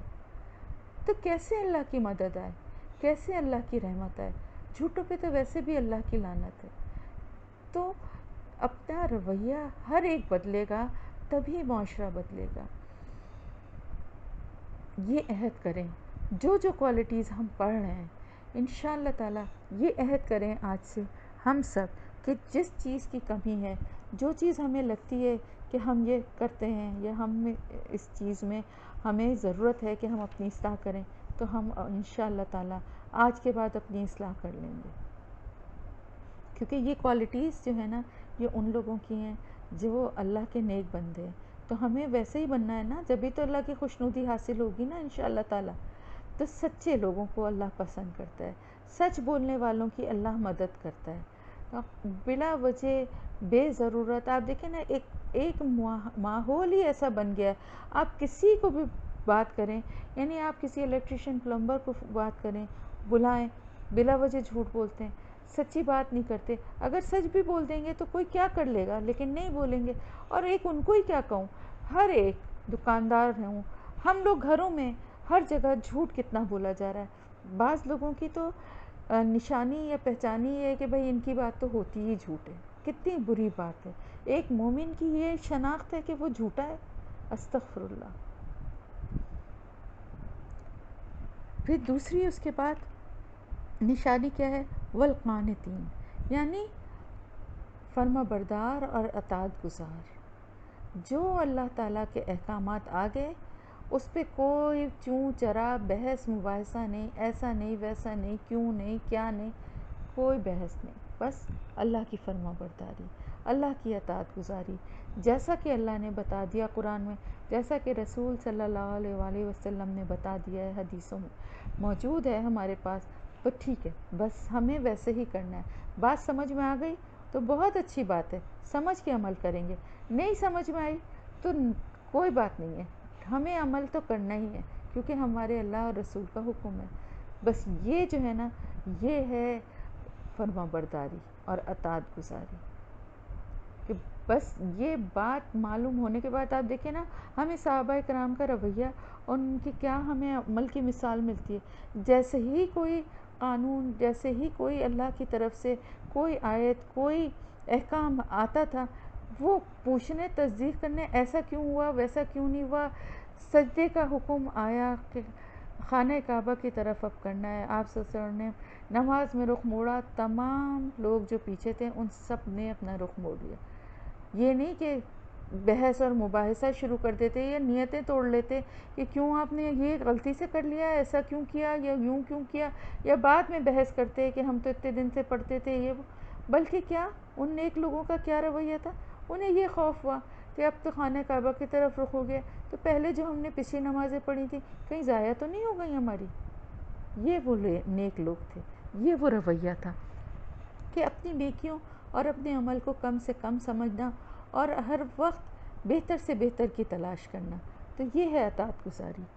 پھر منفقین، خرچ کرنے والے، یہ بھی بہت بہت بڑی اور بہت پیاری کوالٹی ہے اللہ کی راہ میں خرچ کرنے والے لوگوں کی. اب منفقین کی ڈیٹیل تو بہت ہم سورہ بقرہ میں بھی پڑھتے آئے کہ کہاں کہاں خرچ کرنا ہے، کن کن جگہوں پہ، کن کن لوگوں پہ کس کس طریقے سے خرچ کرنا ہے. لیکن یہاں پر جو اصل بات آ رہی ہے وہ اللہ کی راہ میں خرچ کرنا، اور اللہ کی راہ میں بھی ایسے لوگوں کے لیے، ایسے کاموں کے لیے جو دین کی اشاعت کے لیے ہوں، جس سے کہ ایسے لوگوں کی مدد ہو جیسے کہ جو دین کی تبلیغ کا کام کر رہے ہیں یا جو دین کی تدریس کا کام کر رہے ہیں. پڑھانے کا کام کر رہے ہیں، سکھانے کا قرآن کو کام کر رہے ہیں، ایسے لوگوں کی مدد کرنا، ایسے اداروں کی مدد کرنا. آپ دیکھیں نا مسجدیں ہیں، یہ سب ان کے وہاں پر مدرسے ہوتے ہیں، وہاں پر ایسے لوگوں کی مدد کرنا، ایسے لوگوں پہ خرچ کرنا. مدد کرنا تو سوری بہت غلط بات میں نے کہی، خرچ کرنا، اپنے مال کو خرچ کرنا. مدد تو آپ اپنی کریں گے، ایسے کاموں میں اللہ کی راہ میں خرچ کر کے آپ اپنی مدد کر رہے ہیں، ان پہ خرچ کر کے آپ اپنی مدد کریں گے، ان کے لیے آسانیاں پیدا کریں گے تو اللہ پاک آپ کے لیے آسانیاں پیدا کرے گا. تو خرچ کرنے کی تو بہت ساری ڈیٹیل اس سے پہلے ہو چکی ہے، آگے بھی انشاءاللہ جب آئے گا تو پھر اور ڈیٹیل میں بھی ہم کر لیں گے. والمستغفرین، اور بخشش مانگنے والے، بالاسحار، یعنی اس سے پہلے دیکھیے بخشش مانگ رہے ہیں نا، وہ پہلے ہی بخشش مانگ رہے ہیں. اوپر کی آیت میں کیا ہے کہ آمنا فاغفر لنا، بخش دے ہمیں، معاف کر دے ہمارے گناہ. لیکن یہاں پر مستغفرین، اب یہاں پر جو بخشش مانگی جا رہی ہے یہ کون سی بخشش ہے؟ یہ وہ بخشش ہے جو تنہائی میں سحری کے وقت، یعنی تہجد کا جو لاسٹ ٹائم ہوتا ہے سحری سے پہلے کا، جس وقت کی نیند بہت پیاری اور بہت گہری ہوتی ہے، یہ وہ وقت ہوتا ہے جس وقت اللہ کے نیک بندے اپنی نیندوں کو قربان کر کے اٹھ جاتے ہیں اور پھر رو رو کے اللہ سے اپنے گناہوں کی معافی مانگتے ہیں. یہ وقت جو ہے نا یہ بہت پیارا وقت ہے. اور اس وقت کی جو ہے نا ہمیں ایک رسول اللہ صلی اللہ علیہ وسلم سے یہ بھی روایت ملتی ہے، بخاری و مسلم سے بلکہ یہ حدیث میں ہم موجود ہے کہ اللہ تبارک و تعالی ہر رات آخری تہائی رات باقی رہتے ہوئے آسمان دنیا پر اترتا ہے اور فرماتا ہے کہ کوئی سائل ہے جسے میں دوں، کوئی دعا مانگنے والا ہے کہ میں اس کی دعا قبول کروں، کوئی استغفار کرنے والا ہے کہ میں اسے بخش دوں. یعنی کہ کتنی پیاری اللہ کی طرف سے کتنی بڑی رحمت اور کتنی بڑی آفر ہے. لیکن ہم کتنا اس سے فائدہ اٹھاتے ہیں، کتنا ہم اس سے فائدہ اٹھاتے ہیں. ہمیں 27ویں رجب کی شب اور ہمیں شب برات تو خوب یاد رہتی ہے کہ اس میں رات رات بھر ہم پڑھیں اور نوافل پڑھیں اور یہ کریں، جو کہ صحیح بھی نہیں ہے. لیکن جو روز کی ایک آفر، اسپیشل آفر لگی ہوئی ہے ہمارے لیے، جو روز اللہ کی طرف سے دعوت ہے ہمارے لیے، ہم اس دعوت کے پر کتنا لبیک کہتے ہیں، ہم اس سے کتنا فائدہ اٹھاتے ہیں. سب سے اچھا وقت وہی ہے جو اللہ نے بتایا ہے نا کہ بالاسحار، یعنی سحری کے وقت، یعنی وہ جو تہجد کا رات کا آخری تہائی حصہ ہے، اس وقت جو اللہ سے بخشش مانگتے ہیں. یہ وہ لوگ ہیں، یہ وہ کوالٹیز ہیں جو ان لوگوں میں شامل ہیں، ان لوگوں میں موجود ہیں جو اللہ کے نیک بندے ہیں، جو اللہ پہ ایمان لائے ہیں اور اللہ کی رضا چاہتے ہیں. تو ان کوالٹیز کو اپنے اندر ڈیولپ کرنے کی، اور اگر ہیں الحمدللہ تو ان کو اور پالش کریں اور بڑھائیں، کیونکہ یہی وہ ہیں راستے، یہی وہ کنجیاں ہیں جو کہ جنت کے دروازوں کو کھولنے والی ہیں. یہ سمجھ لیں آپ. یہ سارے جو آپ کو کوالٹیز نظر آ رہی ہیں نا، یہ بہت امپورٹنٹ ہیں، آپ کے کردار میں یہ موجود ہوں گی تو انشاءاللہ تعالی اللہ کی رضا خود بخود حاصل ہوگی. شہد اللہ انہ لا الہ الا ہوا، شہدہ، گواہی دی اللہ نے. اب آپ یہ دیکھیے کہ کس بات کی گواہی اللہ دے رہا ہے، کہ بے شک وہ کوئی الہ نہیں سوائے اس کے، یعنی وہی ہے الہ. اللہ پاک خود اس بات کی گواہی دے رہا ہے. اب اس سے بڑھ کر اور کیا بات ہوگی، اس سے بڑھ کر گواہی کس کی ہوگی؟ اللہ سے بڑھ کے کس کی گواہی ہو سکتی؟ کسی کی بھی نہیں ہو سکتی نا. تو اللہ جس چیز کے بارے میں گواہی دے رہا ہے اس میں تو پھر اب کوئی شک و شبہ رہ ہی نہیں گیا کہ اس کے علاوہ کوئی بھی الہ نہیں ہے، یعنی کوئی بھی عبادت کے قابل نہیں ہے، اس لائق ہے ہی نہیں کہ اس کی عبادت کی جائے. اور والملائکۃ واولو العلم قائما بالقسط. پھر اس گواہی کو آگے، یعنی پہلے تو اللہ کی گواہی، اس کے بعد فرشتوں کی گواہی، یعنی فرشتوں نے بھی اس بات کی گواہی دی. اور پھر علم والے، یعنی جو لوگ علم رکھتے ہیں، کس چیز کا علم؟ کتاب کا علم، وہ اللہ کے وجود کی گواہی دیتے ہیں کہ اللہ کے سوا کوئی معبود نہیں، کوئی عبادت کے قابل نہیں، کوئی الہ نہیں ہے۔ تو علم والوں نے بھی اس کی گواہی دی۔ اور قائم بالقسط، یعنی وہ قائم ہے عدل کے ساتھ، یعنی وہ ایسی ذات ہے کہ جو عدل و انصاف کے ساتھ قائم ہے۔ اور عدل و انصاف کیا ہے؟ یہ پوری دنیا کا نظام جس پہ چل رہا ہے، ایسا عدل و انصاف ہے۔ اور وہی عدل و انصاف جو کہ آخرت میں اللہ پاک کے رحمت سے ہمیں نظر آئے گا۔ تو وہ قائم ہے ازل سے ابد تک، اور وہی دنیا میں بھی عدل کے ساتھ قائم ہے، اور آخرت میں بھی اس کا عدل قائم رہے گا انشاءاللہ تعالی۔ تو یہ گواہی دیتا ہے کون؟ اللہ، اور پھر اس کے فرشتے، اور پھر ہر علم والا جو اللہ کو مانتا ہے، اللہ کو جانتا ہے، کتاب کا علم رکھتا ہے، اللہ پہ ایمان رکھتا ہے، وہ اس چیز کی گواہی دے رہا ہے۔ اور نہیں اختلاف کیا ان لوگوں نے جو کہ کتاب دیے گئے تھے بعد اس کے جب ان کے پاس علم آ گیا، یعنی اس دین مختلف الذین، اور نہیں اختلاف کیا ان لوگوں نے جنہیں کہ کتاب دی گئی تھی۔ یعنی اب ایک ان لوگوں کا ذکر ہو رہا ہے جو کہ اہل کتاب ہیں۔ کون ہے اہل کتاب؟ یعنی عیسائی اور یہودی، یہ ان کا ذکر ہو رہا ہے کہ اصل افسوس کی بات کیا ہے کہ اختلاف کس نے کیا اس بات سے؟ اللہ کی، ایک اللہ کو ماننے میں، ایک اللہ کے سوا کوئی الہ نہیں ہے، اس بات کو نہ ماننے کا کس نے، کون کرنے والے تھے؟ یہ وہ جنہیں کہ کتاب دی گئی تھی، وہ اہل کتاب جن کے پاس علم آ گیا تھا، یعنی کتاب کے ذریعے، پیغمبر کے ذریعے ان کے پاس علم آ گیا تھا نا۔ ان کی کتاب میں بھی یہی بات تھی نا کہ اللہ ایک ہے اور اس کے سوا کوئی عبادت کے لائق نہیں ہے، اور اس کا کوئی شریک نہیں ہے، اور شرک جو ہے وہ سب سے بڑا گناہ اور ظلم ہے۔ یہ ساری باتیں تو ان کی کتاب میں بھی موجود تھیں، ان کے پیغمبر نے بھی یہی باتیں ان کو، حضرت موسیٰ علیہ السلام، حضرت عیسیٰ علیہ السلام، اور جتنے بھی پیغمبر آئے تو وہ سب کے سب یہی بات بتاتے تھے نا۔ تو جب ان کے پاس علم آ گیا تھا، علم آنے کے بعد انہوں نے اس میں اختلاف کیا، اور وجہ اس کی کیا تھی؟ بغیم بینہم، بغاوت، سرکشی، ضد، یعنی اپنی جھوٹی سرکشی اور ضد کی وجہ سے کہ ہم نہیں مانیں گے، جانتے بوجھتے بھی ہم انکار کریں گے، جبکہ ان کو یہ بات پتہ ہے۔ تو نعوذ باللہ، استغفر اللہ، کس طرح سے انہوں نے اللہ کا بیٹا بنایا، کس طرح حضرت عزیر علیہ السلام کو یہودیوں نے اللہ کا بیٹا بنایا، اور حضرت عیسیٰ علیہ السلام کے لیے عیسائی یہ بات کہتے ہیں۔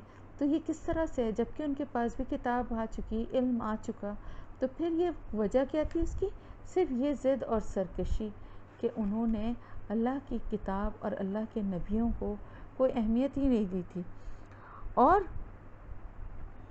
جس نے بھی اللہ کی آیات کا انکار کیا تو پھر بے شک اللہ جلد حساب لینے والا ہے۔ یعنی اب ان لوگوں کی یہ آیت جو ہے یہ ان لوگوں کی بہت سخت، ان لوگوں کے لیے تادیب ہے، بہت سخت ان کو وارننگ دی جا رہی ہے کہ یعنی علم آنے کے بعد، ایک تو وہ ہے نا کہ جس کو پتہ ہی نہیں ہے ابھی تو وہ جانتا ہی نہیں ہے، ہو سکتا ہے وہ جان لے تو وہ ایمان لے آئے، لیکن جو جان بوجھ کے کر رہا ہے صرف اپنی سرکشی کی وجہ سے، صرف اپنی اکڑ کی وجہ سے کہ ہمارے اس میں کیوں نہیں آیا اور ہم نہیں مانتے اس پیغمبر کو، اور اللہ کے وجود کا انکار کر رہے ہیں صرف اپنی سرکشی کی وجہ سے، تو پھر ایسے لوگوں کے ساتھ اللہ پاک بہت جلد حساب لینے والا ہے۔ تو اللہ کا حساب جو ہے وہ بہت تیزی کے ساتھ ہوتا ہے، اور دنیا میں اگر نہیں بھی اللہ پاک رسی دراز کر دیتا ہے بعض دفعہ، لیکن آخرت میں بڑی تیزی سے ہوگا ان کافروں کا حساب کتاب۔ کیونکہ دیکھیں مومن جو ہوں گے، جن کے دل میں ایمان ہے، ان کے درجے ہوں گے نا، کسی کا کم ہے، کسی کا زیادہ ہے، کسی کا اور کم ہے، کسی کا اور کم ہے، لیکن بہرحال جتنے بھی ایمان رکھنے والے ہیں، چاہے رائی کے دانے کے برابر بھی ان کے دل میں ایمان ہو، تو ان سب کو آخر کو جنت میں جانا ہے، تو وہ حساب کتاب لمبا ہوگا۔ لیکن جو کافر ہیں، جو کفر، جنہوں نے انکار ہی کر دیا، اب ان کے پاس تو اور کوئی چیز رہی نہیں نا باقی، اور خاص طور سے جس نے اللہ کے ساتھ شرک کیا، اور اس کے بعد تو پھر اب اس کے لیے کوئی دوسری بات رہی نہیں ہے۔ سب سے بڑا گناہ، سب سے بڑا ظلم جو انسان اپنے اوپر کرتا ہے، وہ اللہ کے ساتھ کسی کو شریک ٹھہرانا۔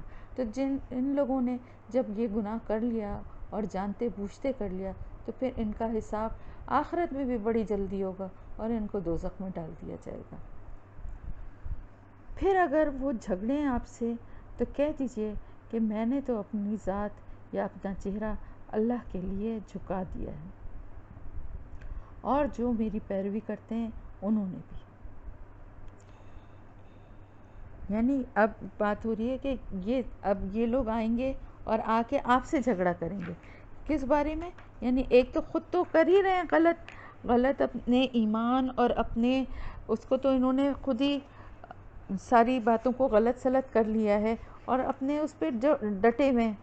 لیکن اب آپ سے حجت کرتے ہیں، سوال جواب کرتے ہیں، بحث مباحثہ کرتے ہیں، جھگڑا کرتے ہیں، تو آپ ان سے کہیے کہ میں نے تو وہ ایک اللہ ہے جس کے آگے میں نے اپنی ذات کو جھکا دیا۔ اسلام کا مطلب ہی کیا ہے؟ سرنڈر کرنا۔ تو میں نے اپنی ذات کو جھکا دیا، وجیہ یعنی اپنی ذات اللہ کے لیے میں نے جھکا دی ہے۔ اب جو اللہ کا حکم اور جو اللہ کا فیصلہ ہے وہی بات میں کروں گا، اس کے آگے میں کچھ نہیں کر سکتا۔ اور جو لوگ میری پیروی کرنے والے ہیں انہوں نے بھی ایسا ہی کیا ہے۔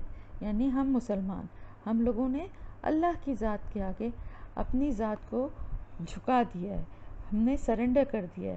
جو اللہ کی رضا ہے، جو اللہ کا حکم ہے، اس کے آگے ہماری کوئی مرضی، کوئی بات نہیں ہونی چاہیے۔ تو کہہ دیجئے ان لوگوں سے جو کہ کتاب دیے گئے تھے، اور امیین ان پڑھ لوگوں سے، اسلمتم، کیا تم اسلام لائے ہو؟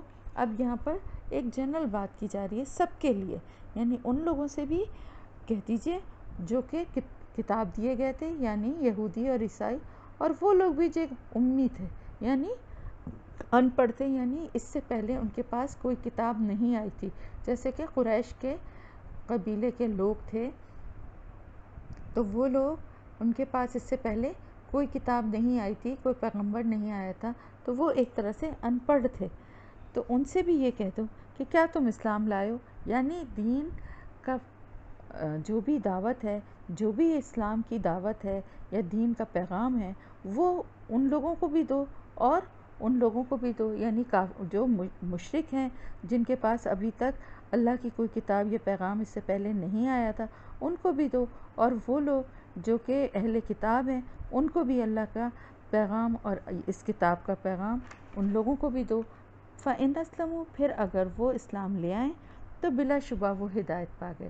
یعنی وہ اہل کتاب بھی جو کہ ابھی تک گمراہی میں ہیں اور اللہ کے ساتھ بھی شرک کرتے ہیں، کتاب میں بھی تحریف کی ہے اور سارے غلط کام کر رہے ہیں، لیکن اگر وہ اسلام لے آئے، اور وہ لوگ بھی جو کہ مشرکین تھے، جن کے پاس اس سے پہلے کوئی کتاب آئی ہی نہیں تھی، انہیں پتہ ہی نہیں تھا، وہ جانتے ہی نہیں تھے اللہ کی کتاب کو، یہ تو پہچانتے تھے نا کہ یہ اللہ کی کتاب ہے، اور جان بوجھ کے اس کا انکار کر رہے تھے، لیکن انہیں تو پتہ ہی نہیں تھا۔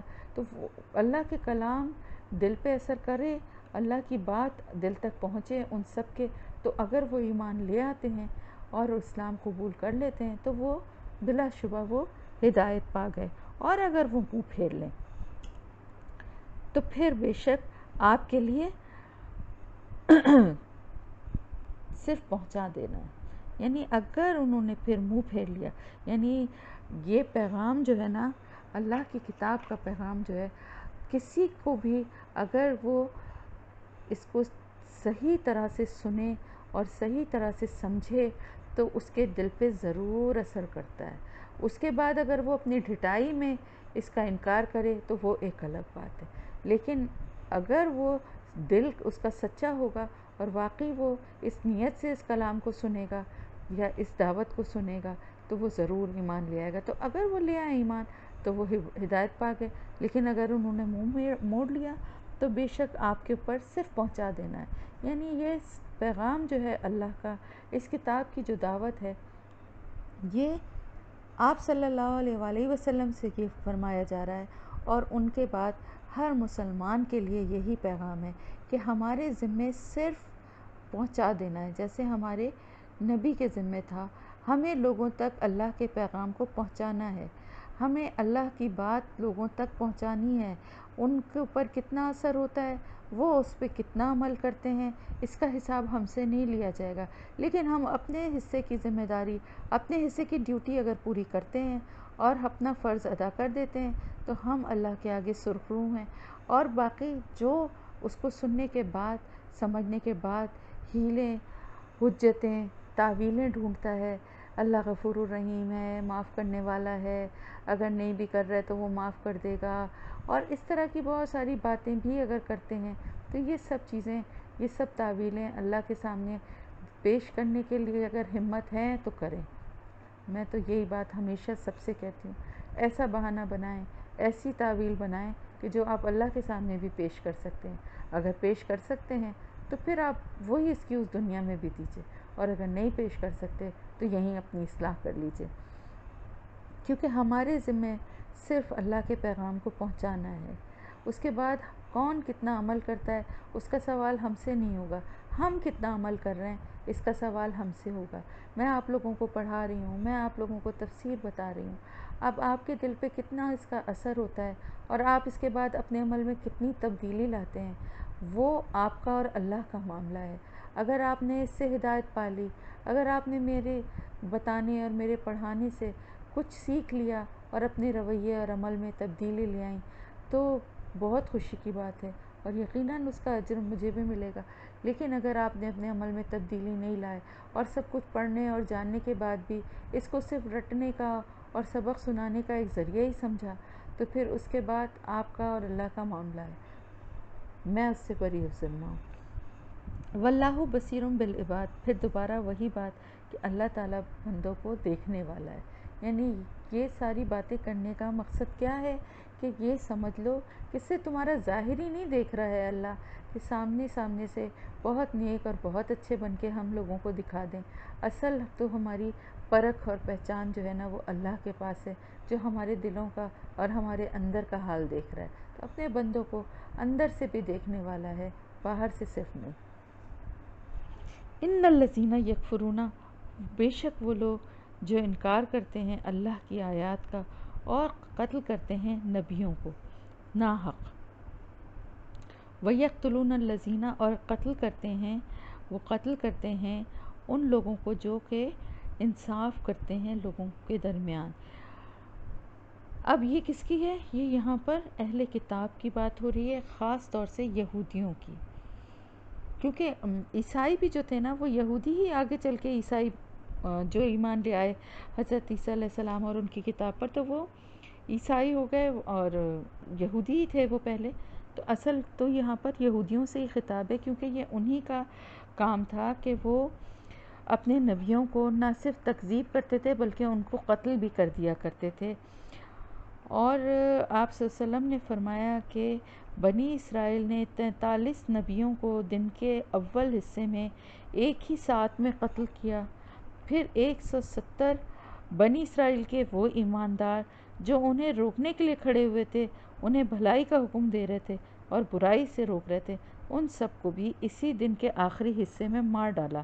اس آیت میں اللہ تعالیٰ انہی کا ذکر کر رہا ہے، یعنی آپ یہ دیکھیے کہ جو نہ صرف یہ کہ ان نبیوں کو مارا، قتل کیا، یہاں پر ہے نا کہ یقتلون النبیین بغیر حق، یعنی ناحق جو انہوں نے نہ صرف یہ کہ نبیوں کو قتل کیا بلکہ ان لوگوں کو بھی قتل کر دیا جو کہ ان کو حق اور انصاف کی بات سمجھا رہے تھے اور اس قتل ناحق سے روکنا چاہ رہے تھے، حق کی بات، عدل کی بات ان سے کر رہے تھے، ان لوگوں کو، ان نیک لوگوں کو بھی انہوں نے قتل کر دیا۔ ایسے لوگوں کے لیے کیا ہے؟ فَبَشِّرْهُم بِعَذَابٍ أَلِيمٍ، کتنا خطرناک اللہ پاک کا انداز یہاں پر ہے کہ جس سے رونگٹے انسان کے کھڑے ہو جانے چاہیے۔ فَبَشِّرْهُم، تو خوشخبری دیں انہیں۔ یہ خوشخبری ہے کس چیز کی؟ بِعَذَابٍ أَلِيمٍ، دردناک عذاب کی۔ اور میں نے آپ کو بتایا تھا نا کہ رحیم یعنی رحمت، جس طرح رحمت کا سلسلہ کبھی نہ رکنے والا، اسی طرح علیم ایسا دردناک عذاب جو کہ نہ رکنے والا ہو اور ہر دفعہ اس کی شدت پہلے سے بڑھ کر ہو، اور جس کے لیے اللہ پاک کہہ رہا ہے کہ خوشخبری دے دو. یعنی یہ اللہ کا کتنا ایک سخت اور تنزیہ انداز ہے کہ یہ خوشخبری ہے، یہ خوشخبری ان کے لیے ہے. یعنی کتنے بڑے عذاب کی بات ان کو یہ کہی جا رہی ہے ان کے لیے طنز کر کے کہ تمہارے لیے یہی خوشخبری ہے، اب تمہارے لیے اس کے علاوہ اور کوئی خوشخبری نہیں ہے. اس کا مطلب یہ ہے کہ اب کوئی اچھی خبر تمہارے لیے ہے ہی نہیں تمہاری اس حرکت کے بعد. کیونکہ آپ کو پتہ ہے کہ نبیوں کو قتل کرنا سب سے بڑا گناہ ہے. یعنی آپ کو میں نے بتایا تھا نا کہ قتل کرنا ہی کتنا بڑا گناہ ہے، اور آخر قیامت کے دن سب سے پہلے جو ہے قتل کے جو وہ ہوں گے مقتولین جو ہیں وہ سب سے پہلے اللہ تعالیٰ کے سامنے حاضر ہوں گے، اور اپنے جیسے کسی کا سر کسی نے کاٹ دیا یا کسی اور طرح مارا تو وہ اسی حالت میں خون بہتا ہوا اپنا سر ہاتھ میں لے کے اور اسی طرح حاضر ہوگا اور بتائے گا کہ فلاں فلاں نے یعنی مجھے قتل کیا تھا. تو سب سے پہلے ان کے فیصلے ہوں گے. پھر نہ صرف ہی کہ ایک عام انسان بلکہ نبیوں کو جو کہ اللہ کے میسنجر، اللہ کا پیغام لے کر آئے، اللہ کی بات لوگوں تک بتا رہے ہیں. وہ اپنی بات تو نہیں کرتے نا، پیغمبر اپنی کوئی بات نہیں کرتے، وہ تو جو بھی اللہ کا پیغام ہے وہی لوگوں تک پہنچاتے ہیں. تو ان کو قتل کرنا یعنی ڈائریکٹ اللہ کی نعوذ باللہ استغفر اللہ اللہ کی اس پر حملہ کرنا ہے نا. تو اس کی سزا اور اس کا عذاب بھی بہت بڑا ہے. اولئک الذین حبطت اعمالہم، یہی وہ لوگ ہیں ضائع ہو گئے جن کے اعمال دنیا میں اور آخرت میں کوئی بھی ان کا مددگار نہیں ہے. وما لہم من ناصرین، کوئی بھی ان کا مددگار آخرت میں نہیں ہوگا. یعنی دنیا میں تو انسان بعض دفعہ یہ سارے کام کر کے ہو سکتا ہے کہ بچ جائے، یعنی قتل ناحق کرے. نبی تو خیر نہیں، آپ صلی اللہ علیہ وسلم کے بعد تو نبوت کا سلسلہ تو ختم ہو گیا ہے، لیکن وہ لوگ جو حق کی بات کرتے ہیں، جو عدل کی بات کرتے ہیں اور جو لوگوں کو نیکی کی طرف بلاتے ہیں اور برائیوں سے بچنے کا اور رکنے کا کے بارے میں ان کو بتاتے ہیں، حکم دیتے ہیں، ان لوگوں کا قتل بھی یہاں پر اس آیت میں وہ لوگ بھی شامل ہیں. اور آپ دیکھیں کتنے دیندار لوگ، کتنے بڑے بڑے دین کے جو عالم تھے ان کو کتنی بے دردی سے قتل کیا گیا، کتنی بے دردی سے وہ شہید ہوئے ہیں. اور اکثر پچھلے دنوں تو بہت سننے میں آتا تھا اور بہت سے علماء کرام کے بارے میں پتہ چلا کہ ان کو شہید کر دیا گیا. کس بات پہ، کیوں شہید کیا گیا، کیا قصور تھا ان کا؟ اگر کسی کو کسی بات پہ کسی سے اختلاف بھی ہے تو یہ بات کیوں بھول جاتے ہیں کہ یہ دین کی بات بتانے والے اللہ کے نیک بندے ہیں اور ان کے ساتھ اللہ پاک کا خاص ایک اللہ کا تعلق ہے، یہ اللہ سے خاص طور سے جڑے ہوتے ہیں. ان کو قتل کرنا بہت ہی بڑا، قتل تو ویسے ہی کسی کو بھی کرنا بہت بڑا گناہ ہے، لیکن ایک عجیب سا معاشرہ اور ایک عجیب سا رویہ بن گیا ہے یہاں لوگوں کا کہ لوگوں میں نفرت اور غصہ اتنا زیادہ ہے. لوگ بہت آسانی سے دوسروں کو غلط اور یہاں تک کہ کافر ٹھہرا دیتے ہیں. آپ کا اختلاف جو کچھ بھی ہو، کسی سے بھی ہو، لیکن آپ کو یہ حق کسی نے بھی نہیں دیا کہ آپ اللہ کے کسی نیک بندے کو قتل کر دیں، بلکہ آپ کسی کو بھی قتل کریں، آپ کو یہ اختیار اللہ تعالیٰ نے نہیں دیا ہے. نہ کہ ان لوگوں کا جو کہ عالم دین ہوں، جو کہ دین کی بات کرتے ہوں، لوگوں کو اچھی بات بتاتے ہوں، برے کاموں سے روکتے ہوں، ایسے لوگوں کا قتل جو ہے نا، یہ آیت بھی ان لوگوں کے لیے بھی ہے کہ ان کے لیے بھی دنیا میں تو وہ شاید بچ جائیں. ہمارے یہاں تو قانون کی بہت سی ایسی کمزوریاں ہیں جس کی وجہ سے بعض سر لوگ، اول تو لوگ پکڑے ہی نہیں جاتے، لوگ آتے ہیں اور اس طرح سے علماء دین کو شہید کرتے ہوئے اور گولیوں سے، فائرنگ سے، یا گھس کے بعض دفعہ مسجدوں اور مدرسوں میں بھی اس طرح سے قتل کیا ہے اور اس کے بعد غائب ہو جاتے ہیں. اور اگر پکڑے بھی جائیں تو بہت ہی کم ایسا ہوتا ہے کہ ان کو سزائیں ملیں جیسی کہ ان کو ملنی چاہیے. تو وہ دنیا میں اگر اپنے آپ کو کسی طرح سے بچانے میں کامیاب ہو بھی گئے، اللہ پاک نے کیا فرمایا کہ ضائع ہو گئے ان کے اعمال. ٹھیک ہے انہوں نے بھاگ کے چھپ کے اپنے کو بچا لیا یا پیسے دے کے اپنے کو بچا لیا، لیکن ان کے سارے اعمال، ان کی نیکیاں تو دنیا میں ضائع ہی ہو گئیں، اب ختم ہو گئی سب کچھ، اب وہ کوئی ان کے پاس عمل بچا نہیں ہے ان کو بچانے والا، اور آخرت میں ان کو کوئی بچانے والا مددگار نہیں ہوگا۔ دنیا میں تو چلو ان کے پاس ذرائع تھے نا، اگر ان کی بیک پہ کچھ لوگ تھے بااثر، یا وہ خود اتنے پیسے والے تھے، یا کہیں بھاگنے چھپنے کے ٹھکانے رکھتے تھے، تو انہوں نے اپنے آپ کو دنیا میں بچا لیا، لیکن اللہ کے غضب سے نہیں بچ سکتے۔ مجھے تو یقین ہے کہ ان لوگوں کا دنیا میں بھی بہت برا انجام ہوتا ہوگا، اور آخرت میں تو ان کو کوئی بچانے والا نہیں ہے، کوئی ان کا مددگار نہیں ہے۔ وہاں پہ کیا لے کر آئیں گے؟ کس چیز کو اپنا مددگار، کس بااثر انسان کو اپنا مددگار بنائیں گے؟ کس سونے چاندی کے روپوں کے ڈھیر کو لا کے اللہ کے سامنے پیش کریں گے اپنی بچت کے لیے؟ وہاں کوئی مددگار نہیں، وہاں تو یہ سب چیزیں کام ہی نہیں آنے والی، وہاں تو صرف کام آنے والے ہیں اعمال، اور جس کے اعمال ہی ضائع ہو گئے تو پھر اس کا اور کیا کون مددگار ہوگا؟ کیا نہیں تم نے دیکھا ان لوگوں کی طرف جو کہ دیے گئے ایک حصہ کتاب میں سے وہ بلائے جاتے ہیں اللہ کی کتاب کی طرف تاکہ وہ فیصلہ کرے ان کے درمیان، پھر منہ پھیر جاتا ہے ایک فریق ان میں سے اور وہ منہ موڑنے والے ہیں۔ اب یہ بات جو آ رہی ہے نا، یہ یہود و نصارہ کے بارے میں بات آ رہی ہے کہ وہ لوگ جنہیں ایک حصہ دیا گیا، یعنی وہ کتابیں جو دی گئی ہیں توریت اور انجیل، وہ ایک ایک حصہ ہیں، اور اصل اب جو کتاب ہے یعنی یہ قرآن، اس کی طرف جب انہیں بلایا جاتا ہے تاکہ وہ فیصلہ کرے ان کے درمیان، کس بات کا فیصلہ کرے؟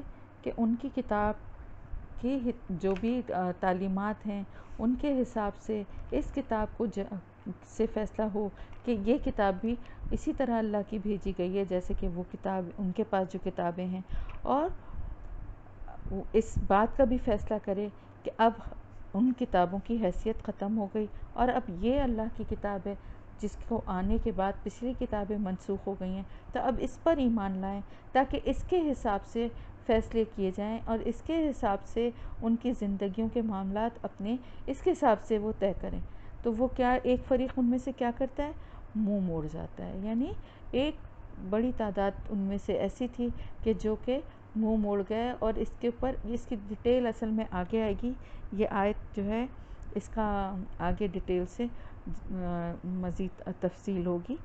تو ان کو جب بلایا جاتا ہے اس طرح سے کہ اللہ کی کتاب کو قرآن کی طرف بلایا جاتا ہے تاکہ وہ فیصلہ کریں ان کے درمیان، تو وہ منہ موڑ جاتے ہیں، یعنی جانتے بوجھتے اعراض برتنا کیا ہوتا ہے کہ بات کو جان کے بھی اس سے منہ موڑنا، اس سے منہ پھیرنا، تو وہ یہ رویہ اختیار کرتے ہیں کیونکہ ان کو پتہ تو ہے کہ یہ اللہ کی کتاب ہے، لیکن وہ اس سے اعراض برت رہے ہیں، وہ اس سے منہ موڑ رہے ہیں۔